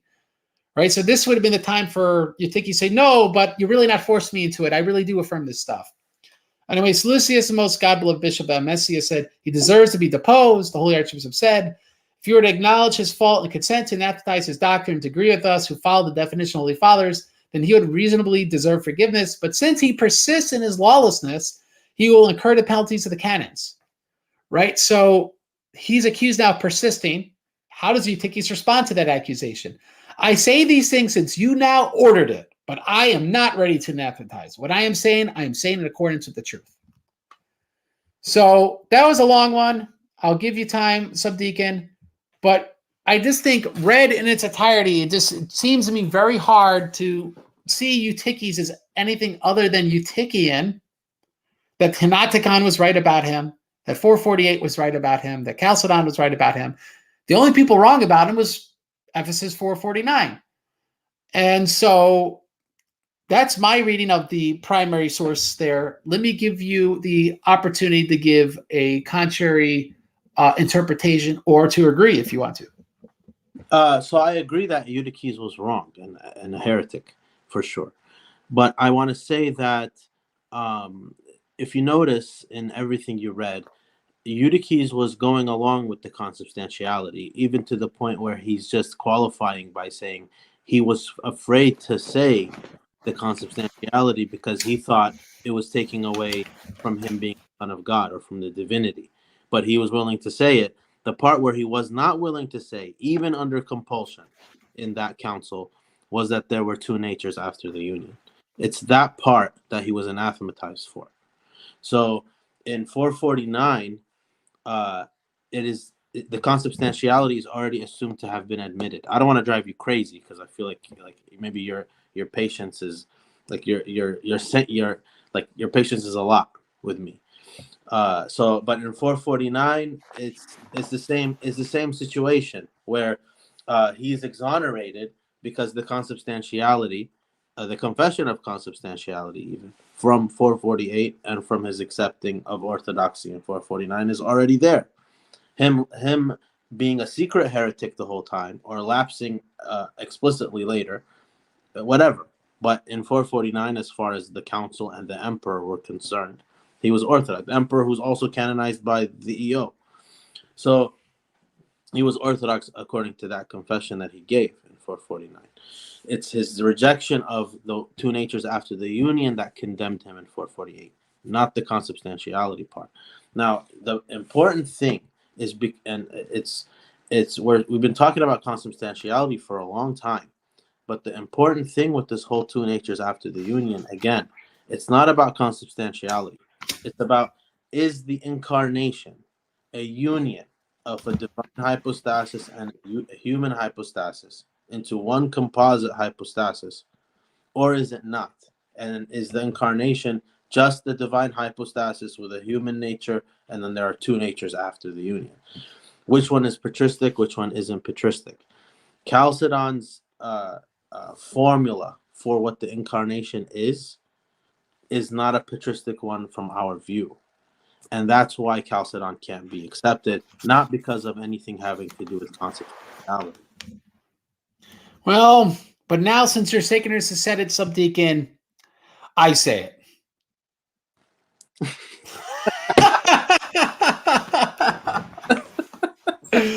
So man, I was set up for that one. So let's so that being the case, let's now talk about the definition of Chalcedon. And I'm going to put forward, I think, is my most I don't have the right word top of my head, but I think the most provocative thesis of mine, which is, I think the decree of Chalcedon bent over backwards to cater itself to Dioscorus, going as far as to quote him. And just so people know, yes, we'll make time for questions. I think this may be our last topic. So guys, you can start asking questions now if you want, but who knows how long we're going to go on this. And so just to bring everyone up to speed, and you could correct me, Sbdcn, that in the decree of Chalcedon, and I'm looking for my little ticker that says questions. Here we go. That in the decree of Chalcedon, they made a draft that everyone that was there pretty much agreed to, other than Dioscorus, he wasn't allowed to be there. And it said of two natures, and pretty much we could only surmise what it maybe said. We don't know, right? We really don't know at the end of the day. Because it said of two natures, and actually there's one other thing I want to talk about other than this. I don't want to forget it, so let me write it down. But other than that, we have the issue that Leo felt if they say of two natures, being that Eutyches said it, being that Dioscorus said it, they wouldn't be able to humiliate Dioscorus. And the most important thing on earth, apparently, is to humiliate Dioscorus, right? So like, listen, Dioscorus would accept this. They literally say this, by the way. They say Dioscorus would accept this. So you got to write this so he won't accept this. Yeah. And so a team is put together of 18 people, 13 of them from Ephesus too. 3 of the 5 people that were deposed in the first session, because they were so reprehensible for what they did at Ephesus 2, are part of that team. So they put together literally the Ephesus 2 dream team. And I argue with the intent to make the best possible synthesis formula that can make all sides happy, other than maybe Dioscorus personally, unless he really eats humble pie. And the fact that everyone realizes that, well, this will make it impossible for Dioscorus to come back. So I think at that point, the true colors of everyone there comes out. They start throwing the Nestorian word. The Roman legates are Nestorians. The Orientals, they're Nestorians. Go back to Rome. They literally say that. The Illyrians. The Illyrians, by the way, are under Rome's local jurisdiction. What a shot at him. And now it's like, imagine Catholics. Imagine somebody says that, like a synod of an area, like in the Roman Catholic jurisdiction, about, go back to Rome. You could be like whatever heresy they have. So they'd probably get excommunicated because Rome would think they have the jurisdiction and all that stuff. At the time, the Illyrians are like, go to Rome. You're a Nestorian. They'll love you there. Rome didn't say anything to them. No, it's just like in the Meletian Schism, the Illyrians were in communion with Antioch and Rome wasn't. They were much more of a free agent than, again, these later eisegesis of church history leads people to believe. Yeah. So that being said, they're like, Nestorians, go back to Rome, because they know that's a shafting. That's a shaft job right there. They had a formula that Flavian himself would accept it, because Flavian never used the word in. Right? So they said, all right, this conceptually will bring Flavian and Leo and Dioscorus all on the same page. And they're literally told, we cannot allow that because Dioscorus will accept this. And so when it becomes clear that they say, well, the Holy Spirit spoke through the original draft.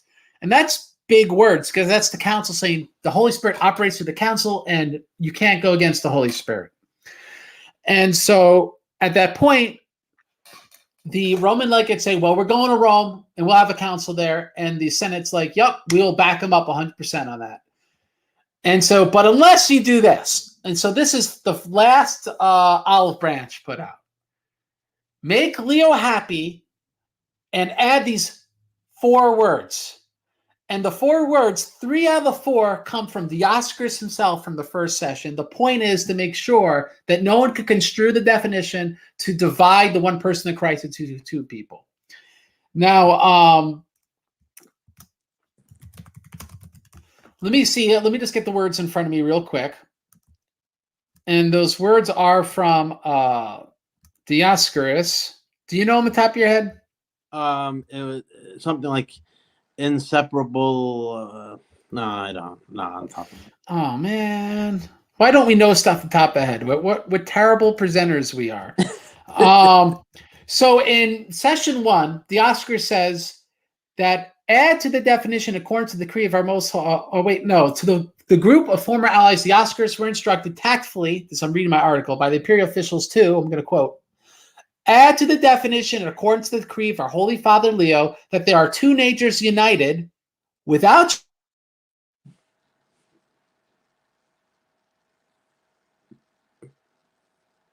change, division. Where did those words without change, division, and confusion come from?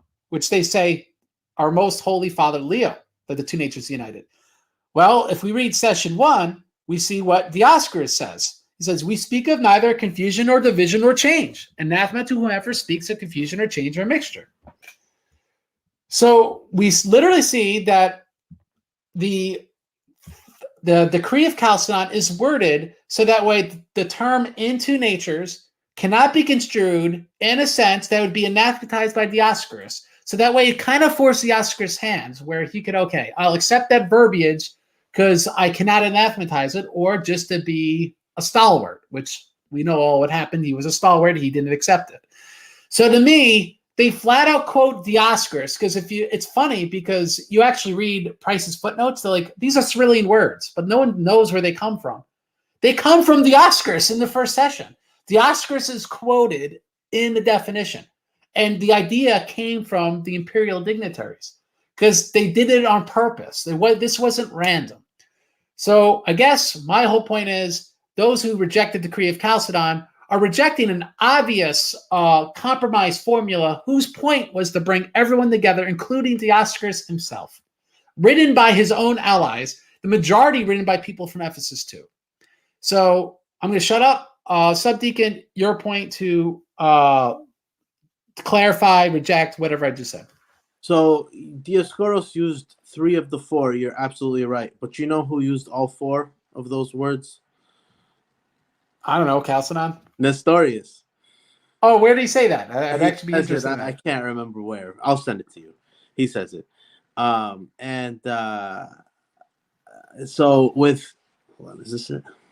Because that's a real doozy if that's true. And so I'm going to call shenanigans. Okay.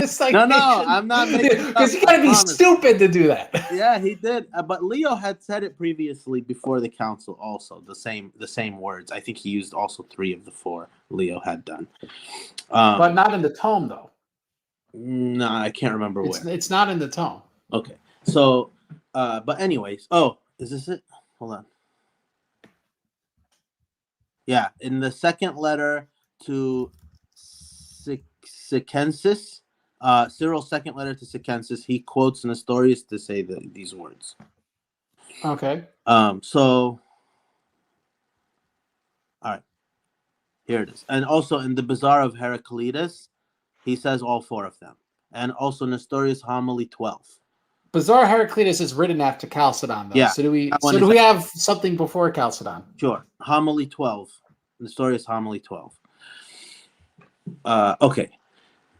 Yeah. Nestorius Homily 12. It's not the Bazaar. My bad. It's only Homily 12. Okay. Okay. So, you want me to read it for you, Craig? Please. Okay. For we know not 2 Christs or sons, or only begottens or lords, nor one and another son, nor an original and a new only begotten, nor a first and a second Christ, but one and the same, who is visible in the invisible, and the visible nature. Oh, sorry. Who is visible in the invisible and the visible nature. Can a man, when he hears these things, say that something else was said by him and by those at Chalcedon and by Leo? For openly he is bold and knows the same Christ who is visible and... Wait, he's quoting Leo in the homily? Yeah. Well, then it's written after Chalcedon. Right. Well, then that doesn't prove your point. Yeah. But anyways, he got on board then, at least. But that's fine. Sure. About the...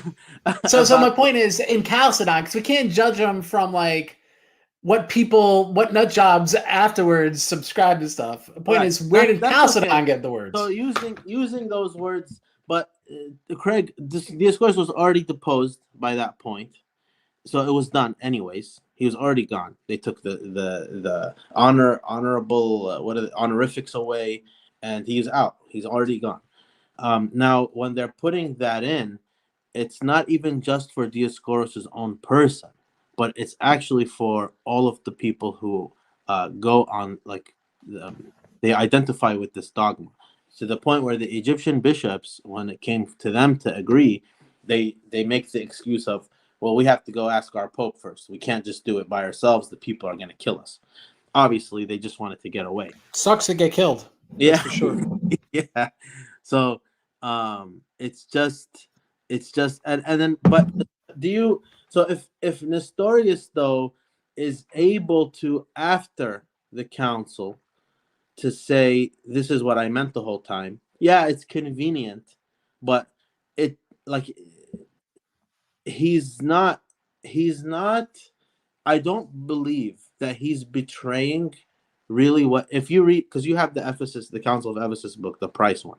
If you read the letters leading up to the council, between him and John of Antioch, he's telling John, he's like, yeah, I know Theodore of Mopsuestia taught us this Theotokos thing. I just think Christokos is a more complete term. Like, he's not saying anything that John himself is disagreeing with. John of Antioch. I don't want to go on a tangent. I'm just trying to show you there could be truth to the idea that Nestorius, even after Chalcedon, is saying this is what I meant the whole time.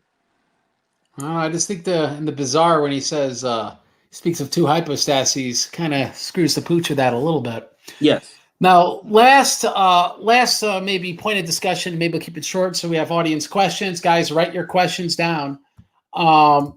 Would be, why did the Egyptians interrupt the reading of Cyril's third letter, his 12 anathemas, which was going to be entered into the official minutes of Chalcedon? Why? Which wasn't even in Ephesus. It was read during Ephesus, but not entered into the minutes. So why would the Egyptians interrupt it? It seems like my side, right? If we're going to talk sides, my side's always accused of it, but it was your side that threw the wrench in the works. Yeah, I don't see how anyone can come up with that reading whatsoever. Okay, well let's read it then. Okay, sure. Let's see if I could find the page number, because I don't want to mislead people. You know, I could be an idiot, but I don't want to be a jerk. Let's see. I have to find my own. Or where is the citation? So let's see. The Egyptians. Maybe if I put the word Egyptians, I could find it. No, where are you? Put fathers consult. Fathers consult. Yeah, or consult fathers or something. All right, so we're starting page 27, volume 2. All right, 1 second. So guys, it's important we're doing this because we are settling this long time-honored issue, right? And now I got to open up my Chalcedon.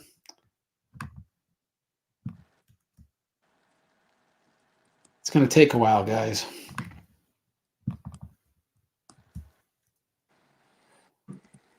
Some PDFs, you could just put the actual, all right, it just reversed itself. So I think actually now I could go back like 420 and we'll be there. Oh man, that was close. All right. So let's read it ourselves. And so this is in session 2, if I remember right. Yeah, it is session 2. And let's see. Where do we start? 1 second. Very important, guys. We're trying to.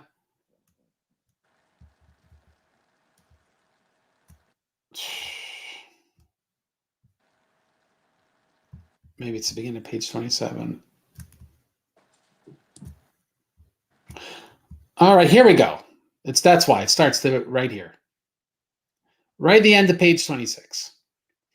Atticus, the most devout bishop of Nicopolis, said, "Since your magnificence is showing readiness to listen with patience, order it to be granted to us that within a few days what is pleasing to God and to the Holy Fathers may be formulated with calm reflection and ruffled thought, since the letter of our Master, Holy Father Archbishop Leo, who administers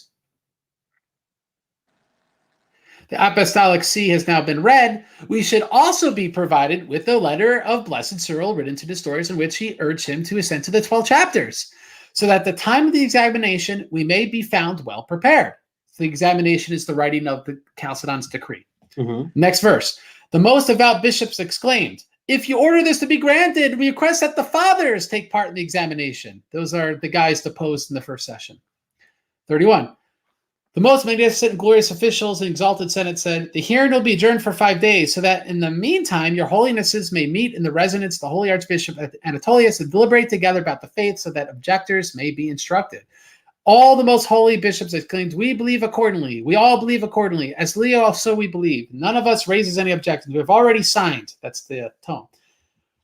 "The most magnificent, glorious officials, exalted Senate said, 'It is not necessary for you to all meet, but since it is appropriate to convince all the objectors, let the most devout Archbishop Anatolius select from among the bishops who have signed those he considers competent to instruct the objectors.' The most devout bishops exclaimed, 'We have a request concerning the fathers. Restore the fathers to the council. Those who agree with Leo to the council. The fathers to the council. Report our acclamations to the emperor. Report these petitions to the Orthodox one. Report these petitions to the Augusta. We have all erred. Forgive us all.'" All right, now guys, pay attention. So twice the letter is interrupted. Bring back the fathers. They decide, okay, we're going to go talk for 5 days. Bring back the fathers. The clerics Constantinople exclaimed, "Only a few are clamoring. The council is not speaking." The most devout Oriental bishops and those with them exclaimed, "The Egyptians into exile." The Egyptian to exile. The most devout Illyrian bishops and those with them exclaimed, "We beg you, have mercy on us all." The most devout Oriental bishops and those with them exclaimed, "The Egyptian into exile." The most devout Illyrian bishops and those with them exclaimed, "We have all sinned, have mercy on us all." These acclamations to the Orthodox Temple, the churches are divided. The clerics of Constantinople exclaimed, "The Ostrogoths into exile. God has opposed the Ostrogoths." The most devout bishops and those with them exclaimed, "We have all sinned, forgive us all." The Ostrogoths to the council. The Ostrogoths to the churches. May no misfortune occur in your time. The clerics then called the Ostrogoths a Jew. The most devout Oriental bishops exclaimed, "The Egyptian into exile, the heretic into exile." The most devout Illyrian bishops and those of them exclaimed, "Restore the fathers to the council." The most magnificent and glorious officials, exalted Senate, said the proposals will be put into effect. All right. And so what we see there is the people interrupting about bringing the fathers back that interrupted reading were the Illyrians. All right. And perhaps there's Egyptian agitation. I'm not sure. But that being said, they're the ones who interrupted. And so they responded, "The Egyptian to exile," which I presume is the Oscars. And so, as we see, the third letter could have been read, but the pro-Dioscorus faction and those who want to restore Juvenal and the other Ephesus 2 guys, they're the ones who stopped it from being read. And so, what do you have to say, good old Sbdcn? That's not at all what I understood, Craig. Or what did he understand? Tell us what you understood. I understood when the guy brought it up, the first guy, Atticus, I think. It just said the bishops exclaimed. It doesn't say from where. The bishops exclaimed something about consulting and whatever, right? The fathers. And then later, it doesn't get brought up again, the 12 chapters, explicitly like that. And then all the other bishops just take turns yelling out stuff. And then eventually it gets down to the Illyrians after there's a group that's been yelling, "Leo to the churches, restore Leo, whatever, forgive us." And then after that, the last ones who say anything are the Illyrians. The whole time everybody's yelling everything. The Egyptians, I didn't see them mentioned there. And then the first people who interrupt are not the pro-Dioscorus faction at all. And it's actually an Oriental Orthodox criticism that is 1,500 years old. And we have been telling the Chalcedonians, "Why didn't you guys read the third letter?" And the Chalcedonians have never once, until Craig Trulia, 2022, is telling us, "Well, we tried. You guys interrupted us." You know. Well, so are you saying the whole council in unison and not the Illyrians, who were identified as literally saying "bring back the fathers," weren't the ones who were saying that? The Illyrians were saying that, but I'm saying, and so them clamoring for the fathers is what interrupted its reading. It was about to be read. No, but the group of bishops that interrupted the readings, that wasn't the Illyrians or the Egyptians. It doesn't say who it was. It just said the bishops. And then after them, it's the bishops who love Leo. And then after them, it's the ones who hate the Dioscoros, the Antiochians. It's a long line of synods until you eventually get to the Illyrians. Well, it wasn't the Orientals that asked for the restoration of the fathers, right? It was them who said about Leo, bring back Leo. But they weren't talking about the restoration of the fathers. No, the Illyrians. Okay. And it wasn't the Roman legates asked for the restoration of the fathers. Yeah, I don't know. Who's that leave? The Illyrians, but we're talking about the interruption. But that's my point. The interruption was bring back the fathers. And so if the Orientals would have not said that interruption and the Roman legates would have not said that interruption, who does that leave? But the interruption already happened. Yeah, but the interruption was bring back the fathers. So you have to look at what the interruption was. That reveals who stopped the reading, right? So who interrupted is the person who stopped the reading of the third letter. And if we already established it wasn't the Orientals that interrupted that reading, because they would have not said bring back the fathers, and it wasn't the Roman legates that interrupted the reading, because they're not the ones that said bring back the fathers, then that leads that only leads the pro-Dioscorus party. The interruption wasn't bring back the fathers. The interruption was, can we go back to consult the fathers or something like that?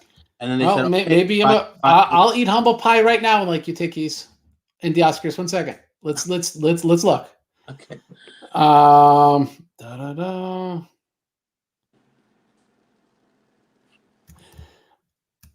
All right, like it says, we should also be provided that the letter of the Blessed Cyril, is this still being shared or no?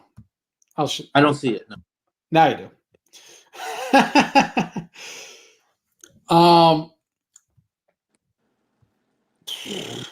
And then what is it says, if you we should also be provided with the letter. Okay, how about you read it? Because you'll give a different.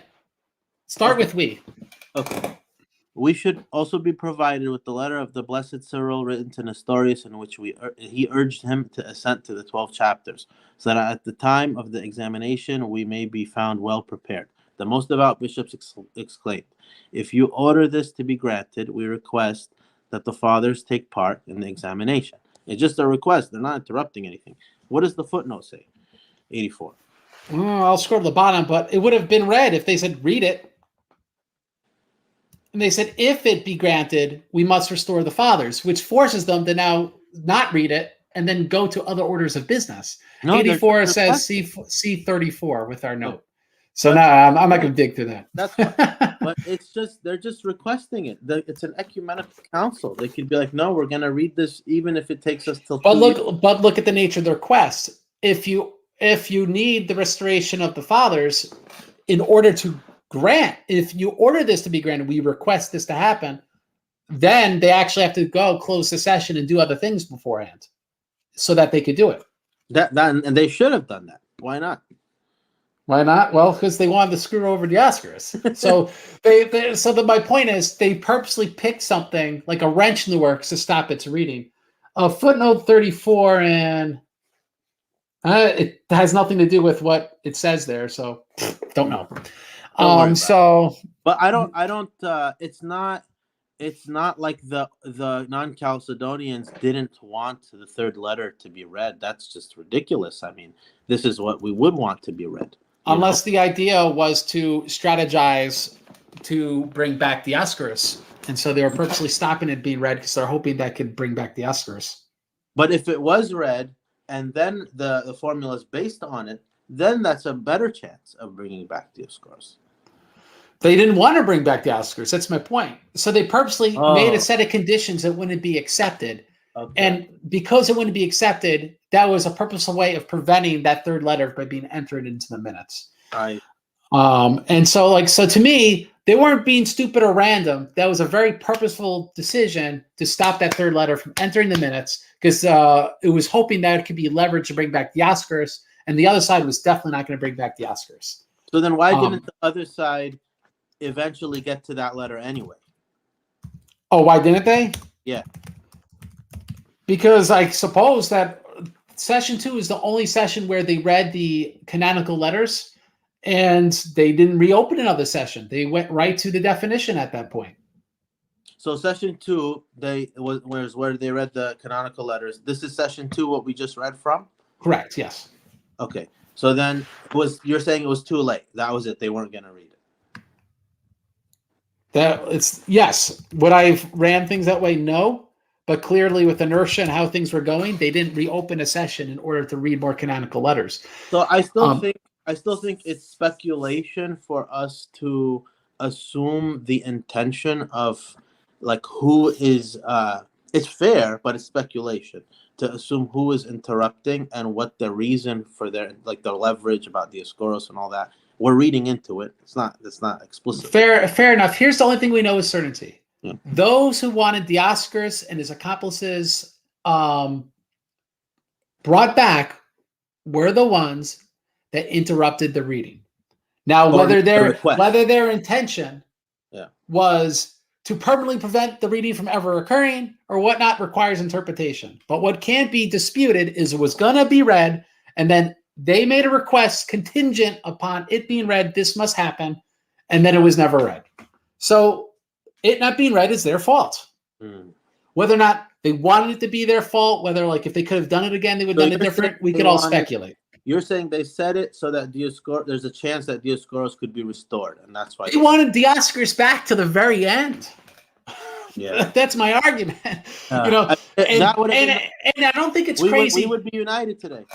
And we would be. Yeah. Because I think all the stuff happened after that. Because I think it's not crazy to think if the Oscars would have ate humble pie, just said the word in, accepted his words as the meaning for that word in two natures.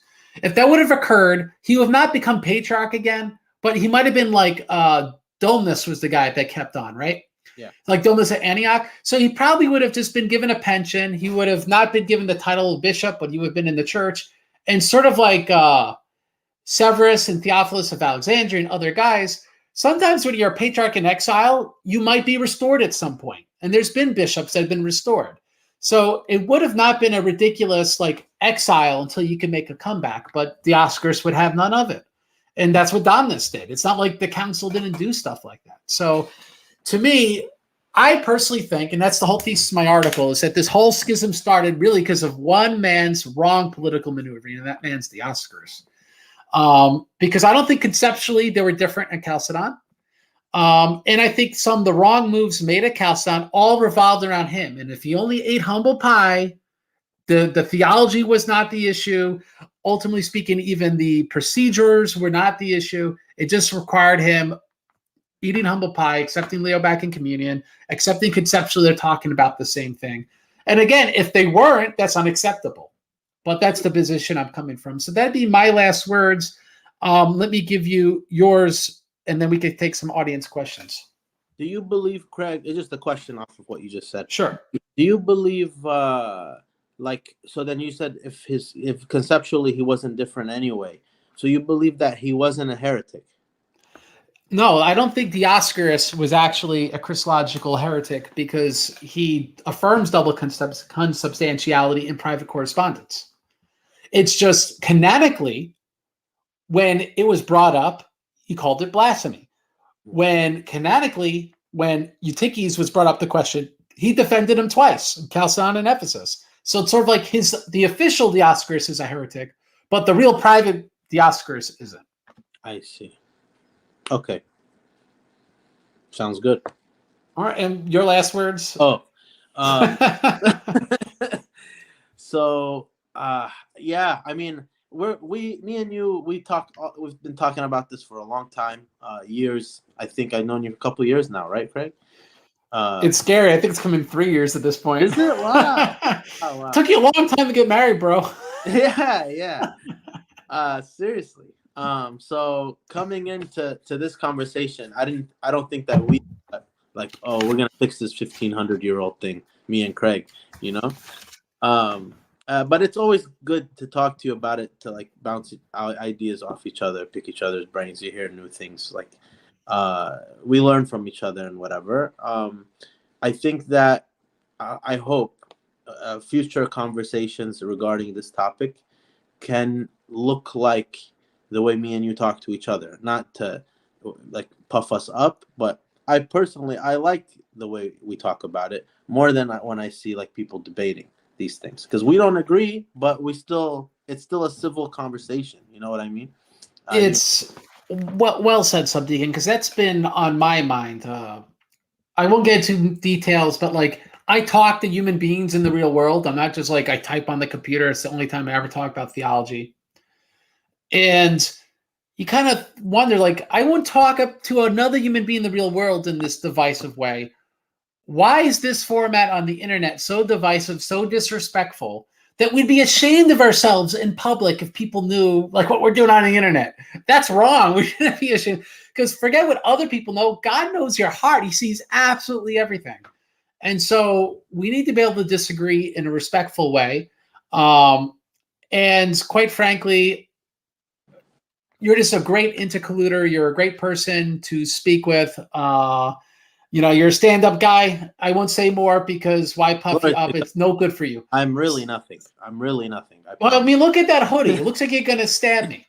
Look at that. This Arab guy is going to stab me. I have this on because my hair is really long and I can't get it to look anything. Well, look at me. I'm Bart Simpson. Don't have a cow, man. So I appreciate your kind words, and to be honest, it's a big reason why like apologetics is something I'm going to have to like be backing out of increasingly. It's not edifying people if we can't if we can't talk in a way in which will edify people. It just makes people angry. Then I don't know if it's working. As much as I love history and trying to help people with history, it's that's why I need the second guy, because when I'm alone, it's just me bouncing off myself. It doesn't go anywhere good. That's how I feel when I'm doing these shows by myself on my channel. I need people with me. It's weird. Well, we got a show January 2nd, right? Yes. We're going to be talking about Julianism. So Awesome. Tune into the Daniel Kakish channel. So here's a question. We'll start doing some audience questions. If the natures are hypostases per the third anathema, then how can these two natures mean two and not a composite one after the union? Could you translate that for me, Sbdcn? I think he's referring to follow the chair. Seems like a Roman Catholic, huh? I think he's Oriental Orthodox, actually. Oh, okay. So I think he's by the third anathema. He's talking about Cyril.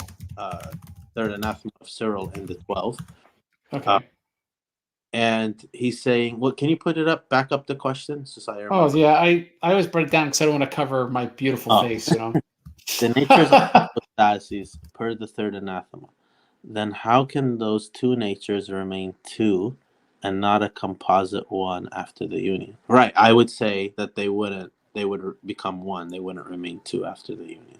Yeah, it says here, like third anathema, if anyone shall after the union divide the hypostases in the one Christ, join them by that connection alone, which happens according to worthiness or even authority and power, not rather by coming together, which is made by natural union, let them be anathema. So I'm thinking his point is saying that the term hypostases is being used as the term nature there, right? I guess that's his point, right? Because there's two hypostases. Yeah. And I guess that's my response is we got to deal with concepts here, right? Like, we're speaking about Latin theology, not using those words, and we have to honestly speak of the same concept, because if we get stuck on that, then the Nicene Creed becomes a problem, right? Because that uses the word hypostasis differently. So that would be my response. So you're saying like natures is hypostasis in this context? That's what it appears to be. Yeah, otherwise that. What else could that be? How could Christ be two persons? So that's what it looks like. But I'll let smarter people correct me on that. Here looks like an interesting comment. When the bishops from each side meet for whatever reason, the word ecumenism is automatically used in a negative. So there we go. We got someone on the internet that actually is not panning ecumenism. Congratulations. We have Paul Ibrahim, I'm guessing, saying a bunch of angry stuff, but if he has a question, I'll answer, or more of a singular point. I can't read them all. That's funny. Let's see. Speculation on steroids. Good old Alan Rule. Equal opportunity hater is a Roman Catholic. Let's see. It starts with if. Maybe it's a hypothetical question. If St. Damasus just anathematized St. Athanasius, St. Cyril, and said into nature of the union, it would all have been fine. There. I guess it's a rhetorical question. There you go. I think Paul might have a question here. Let's see. I always disappoint Paul. I try my best for you. 1 second. Why in the second session only the two letters Cyril read before the tome? All right. My answer is actually at the end of session 1. 1 second. Let me read it. It's page 1067, I think. No. That's the stupid me. It's page 365. Says the most glorious officials and Senate said, let each of the most devout bishops of the present Holy Council set out in writing what he believes without any anxiety, right? So they can only base what they decree on the following. With the fear of God for his eyes, recognizing the beliefs of our most divine and pious master Marcion in accord with the creed of the 318 Holy Fathers in Nicaea and the creed of the 150 Fathers after that, with the canonical letters and expositions of the Holy Fathers Gregory, Basil, Hilary, Athanasius, and Ambrose, and with the two canonical letters of Cyril, which were approved and published at the First Council of Ephesus. So approved and published is what I want to emphasize, is that even though the third letter of Cyril was read out during Ephesus, it wasn't acclaimed. It didn't have subscribers after it, like the second letter was. So the second letter was published. It's the canonical letter of that council. And letter to John of Antioch is the other one that's canonical because, again, it has people subscribing to it. And so that's my point. It's not that they denied the third letter. They tried reading the third letter. It would have been read if it weren't for you, Paul. You yourself, you time traveled, I tell you. But so that's not the issue. The issue is it was just a procedural thing of what was published, what was affirmed canonically by the council by subscription. So that'd be my interpretation. And he continues, why was the third left out of the first session readings of 431 and 449 and left out of 448?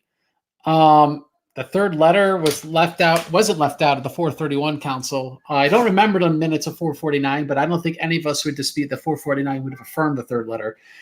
And being left out of 448, they simply only read the published letters. To impute any motive beyond that, I just don't see it being merited, simply because I don't see the conceptual demands that they're actually teaching a theology that would have refuted it. Now, that does not mean, by the way, that those on the Chalcedonian side would not later reject that third letter. I think wrongly. In fact, the Church of Florence rejected the 12 anathemas into the 7th century. That's scary. That's even after it was affirmed by the 5th Ecumenical Council. So, yes, it became a real issue that Miaphysites should be concerned about for the Chalcedonian side. But again, that's reading to the future what happened at Chalcedon itself. And same with Constable 448. So that would be my view. Do you want to add any comments on that question? Yeah, it's like you said. In 2022, when we're looking back and we're looking at this as like one big thing together, right? One clunk of history. It's where we're kind of tying it back into the later arguments, the 3 chapters controversy. Why, accept the 12 chapters? Why didn't you read it here and here and here? Yeah. So and we would say the exonerations of the guys we mentioned earlier, plus the not reading of the 12 chapters, that leaves space for the controversies that happen later. I think when it comes to context, both of our readings are separated by this. You read a broader context. You read into, you're citing 4th century, you've in the past cited 6th century and stuff. Well, look at this whole school of Chalcedonian thought and whole school of Cyrillian thought over this broad period of time. My analysis of this era is actually very focused, if you've noticed, to really immediately the tome, Ephesus 2, Leo's correspondence, Chalcedon, what Dioscorus written immediately after Chalcedon. And so I think that if that affects the interpretation, maybe a good debate could be had. We won't settle tonight. What's the better way of interpreting that era of history? This kind of strict, narrower context or this broader context? Because I think those are the 2 different lenses that are used. Quick question. Why did the session after 5 days mentioned by commissioners never happen? I don't know. I mean, some sort of session happened because they did make a draft definition, so I'm not exactly sure. I didn't count the days. Ellen Rule says, question for Sbdcn.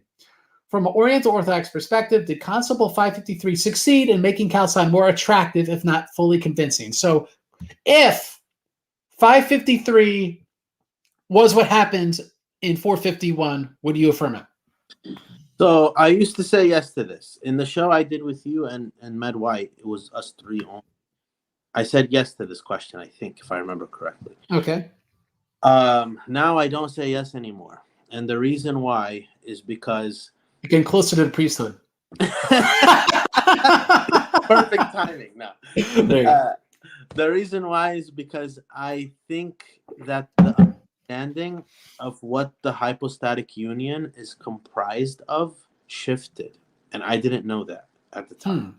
So I assumed that we had the same understanding of what the hypostatic union is in the first place, and we're just not agreeing on a number, a matter of a number, if there's 1 or 2.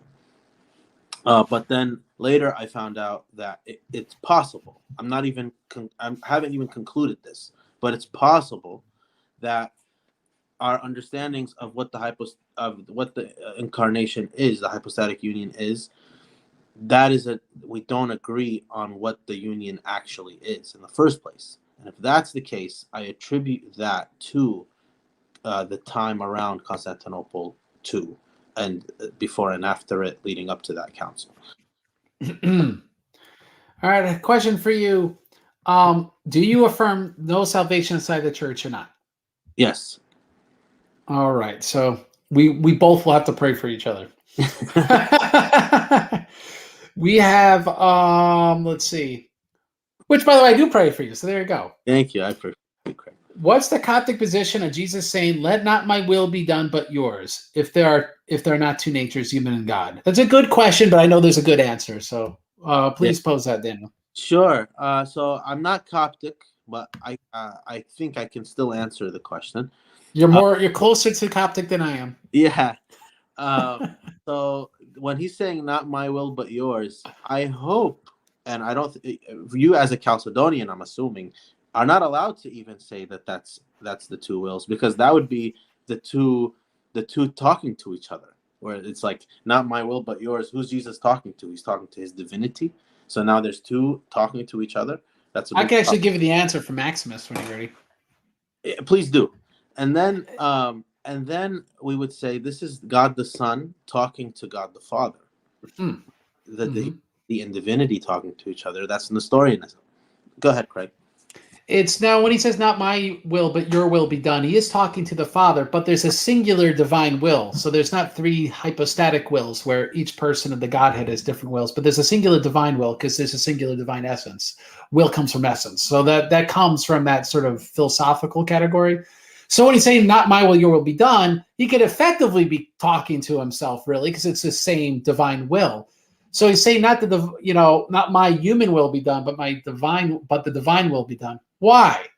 Because the human will, without sin, should want to live, right? And so it takes a deliberate, voluntary death to decide. Well, even though it's good not to die, that's a natural good. What other? That's the very rule number one of natural goods: don't die, right?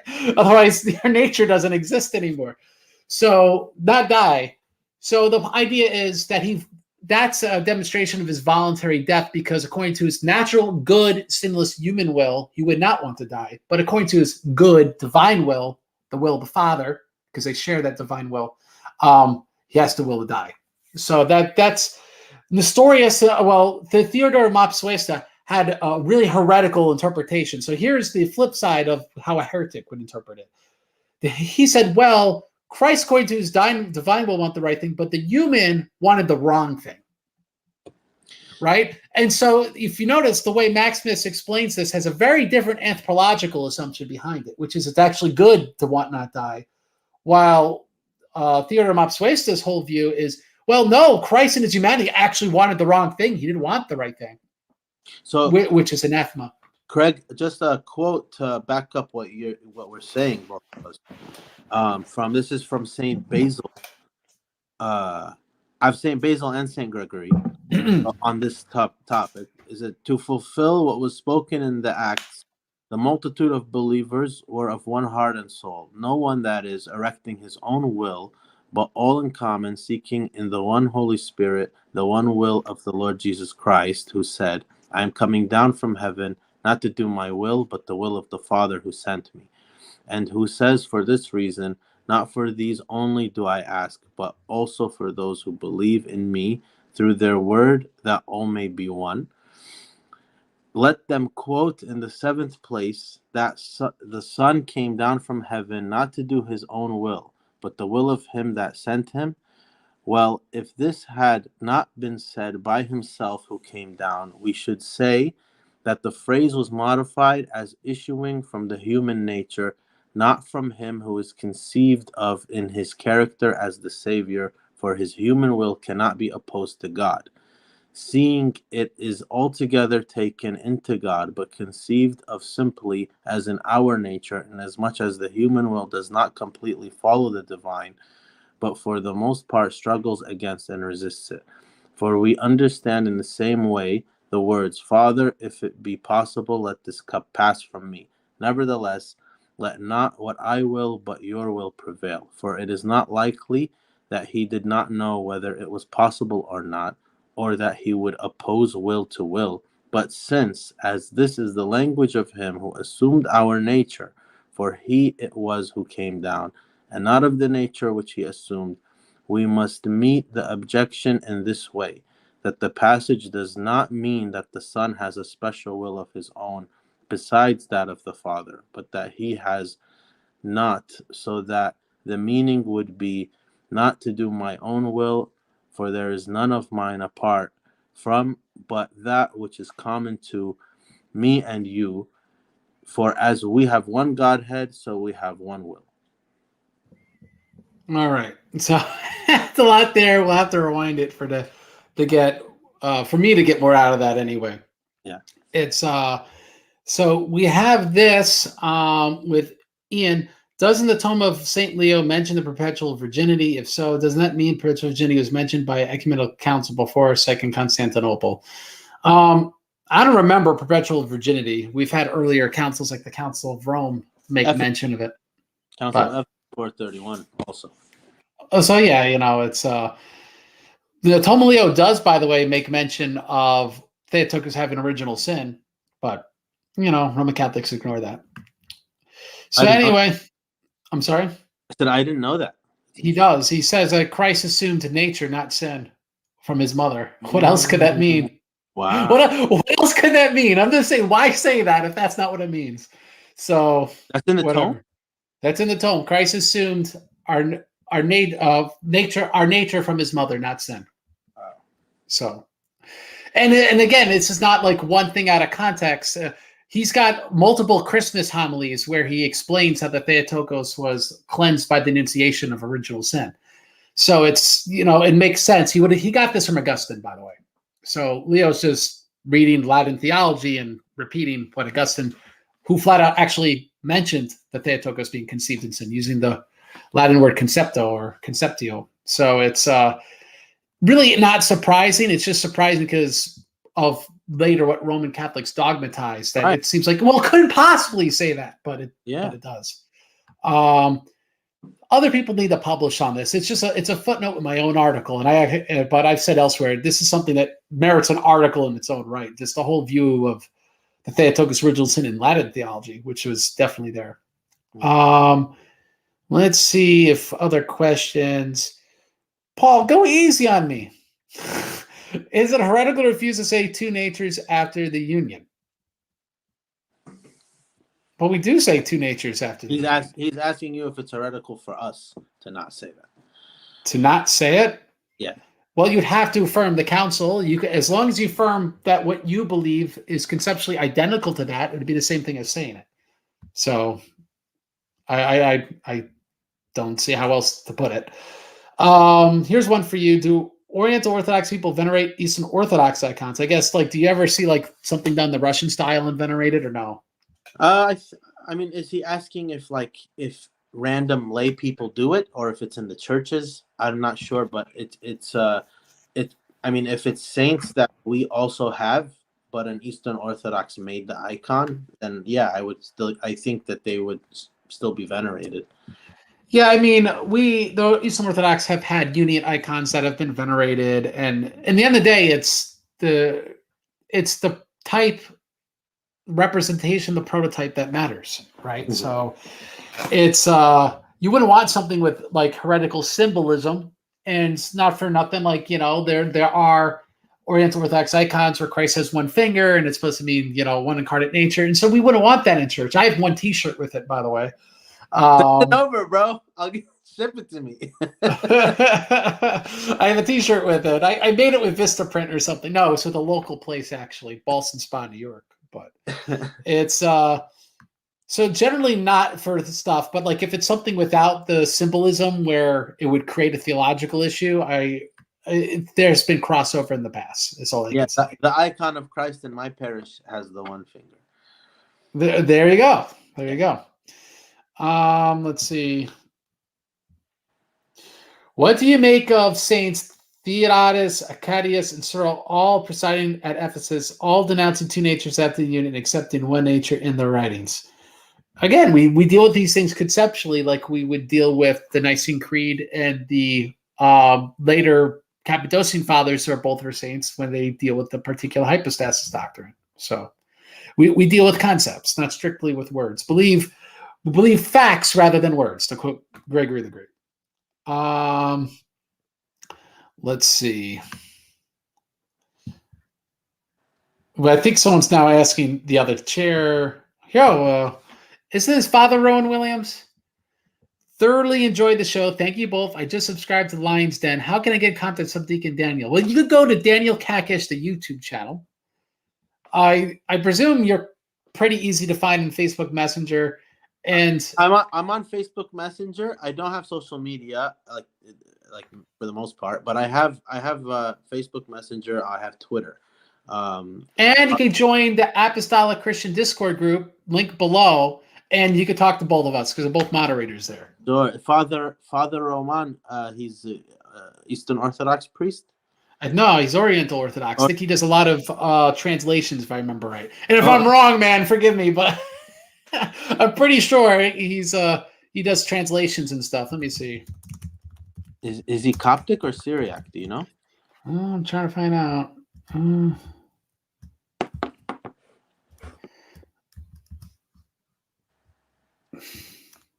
Hope I'm not really wrong. I'd be very embarrassed. And Archbishop of Canterbury is the same exact name, so this makes stuff confusing in my brain. Oh, well, you'll have to identify yourself. I'm sorry. I might be confusing you with another guy. So we shall find out.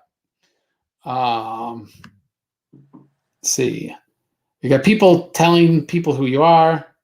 Can I get Craig's thoughts on Isidore Seville's accepting the 3 chapters? He calls them the 3 chapters of Chalcedon and accepts, refers to Theodore as an illustrious teacher of the church. Again, Isidore Seville would have been, well, actually, no. The Spanish Synod didn't accept the 5th Council into the 700s. And so I would just say what you're saying is actually possible. I actually found Council Toledo, I forget what year in the 700s, still didn't accept the 5th Council. So I'm going to actually say what you're saying is theoretically possible. I don't like admitting stuff like that about the saints. And without reading St. Isidore, I couldn't say more. But it is theoretically possible because the Council of Toledo did not accept the 5th Council. So I don't know what exactly his views of that were. Interesting thing to say, though. Let's say.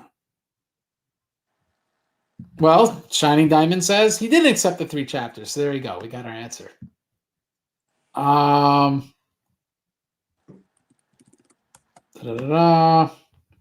We might be out of questions when they argue each other. And how about in the meantime you give your plugs, Sbdcn? Sure.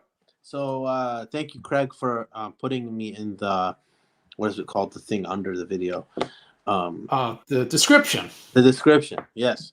For my channel, like Craig said, we're gonna have one coming up on January 2nd on Julianism. I'm excited for that. I'm kind of been slow getting stuff out, but it's gonna start coming up more often. I just kind of had to get used to this new married life, the scheduling of everything, how that works. Baby's on the way, Sbdcn? I don't know. God's will, whatever he wants. So yeah, it's exciting. Subscribe to that. Follow me. We will talk about cool stuff. It's going to be interesting. We're going to talk about a lot of the Syriac tradition stuff too. It's real exciting. I'm happy you've made your channel. We've talked about this now for I think 2 years. Yeah. And I look forward actually because there's stuff like that wouldn't make sense on my channel for me to present. But sadly it would be from the foreigner's perspective in more ways than one. But stuff on Julianism that like reading all of Severus and Julian Helicarnas's correspondence on that issue and stuff from the Dormition homilies of Theophilus of Alexandria and Jacob of Sarug. So there's a lot of interesting material that I haven't been able to get into my own channel because it's not immediately relevant for Eastern Orthodox audience, which I look forward to doing for your audience. So it's great to have you there and doing that. And like I said, I think you eventually will just need to keep bringing on intercluders. That way they don't see evil Sbdcn Daniel Kakish with his hood, I just need a haircut. That's all I need. Sbdcn in the hood, Yeah. So anyway, I'll give my plugs, which is orthodoxchristiantheology.com/donate, scrolling on the bottom. If this has blessed you, Please bless the churches in Cambodia. $1, $5 we need. Consistent support to support those churches. I am literally selling myself out, making documentary films to raise money for this church, but I don't have to make documentaries. You can just do it out of the goodness of your heart too. So please give money to orthodoxchristiantheology.com/donate if you want to bless the churches in Cambodia and support them. Also, pray for me. Pray for Sbdcn as well. That is much any like Jordanville Holy Trinity Monastery. Anyone that is not been shut down during COVID, that's doing the right thing, please support them financially, and God will bless you. Maybe not financially, but He will bless you spiritually, as all almsgivings will do for you if done in faith. So again, that's orthodoxchristiantheology.com/donate. For those not aware, we've reached our dollar amount in order to start the production of the film. So production has started. Hopefully by Christmas. I'm not sure if I'll release on Christmas because no one will watch it, but by around Christmas, the finished documentary for Errors of the Catholics should be out. So that will be, I'm hoping, one of my last forays in the apologetics world, because it's so concise and covers so many important issues. There really is not much more to say. And so trying to empty out what I have left in my basement, where I even really need to be doing this, at least on a consistent basis anymore. So check that out. You can go to orthodoxchristiantheology.com/donate. You could give money anyway, even though you won't be executive producer of the film at this point. So there you go. So Sbdcn, you've been on for hours.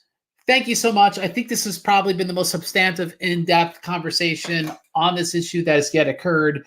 And so it's been a great honor to do that with you. So thank you so much. Thank you, Craig. I really appreciate it again, always. Looking forward to our next one together. I do too. Well, guys, subscribe, subscribe to Sbdcn Daniel, and most of all, remember these words of Jesus Rock: fight to death for the truth. The Lord God will fight for you. God bless you. Have a great day.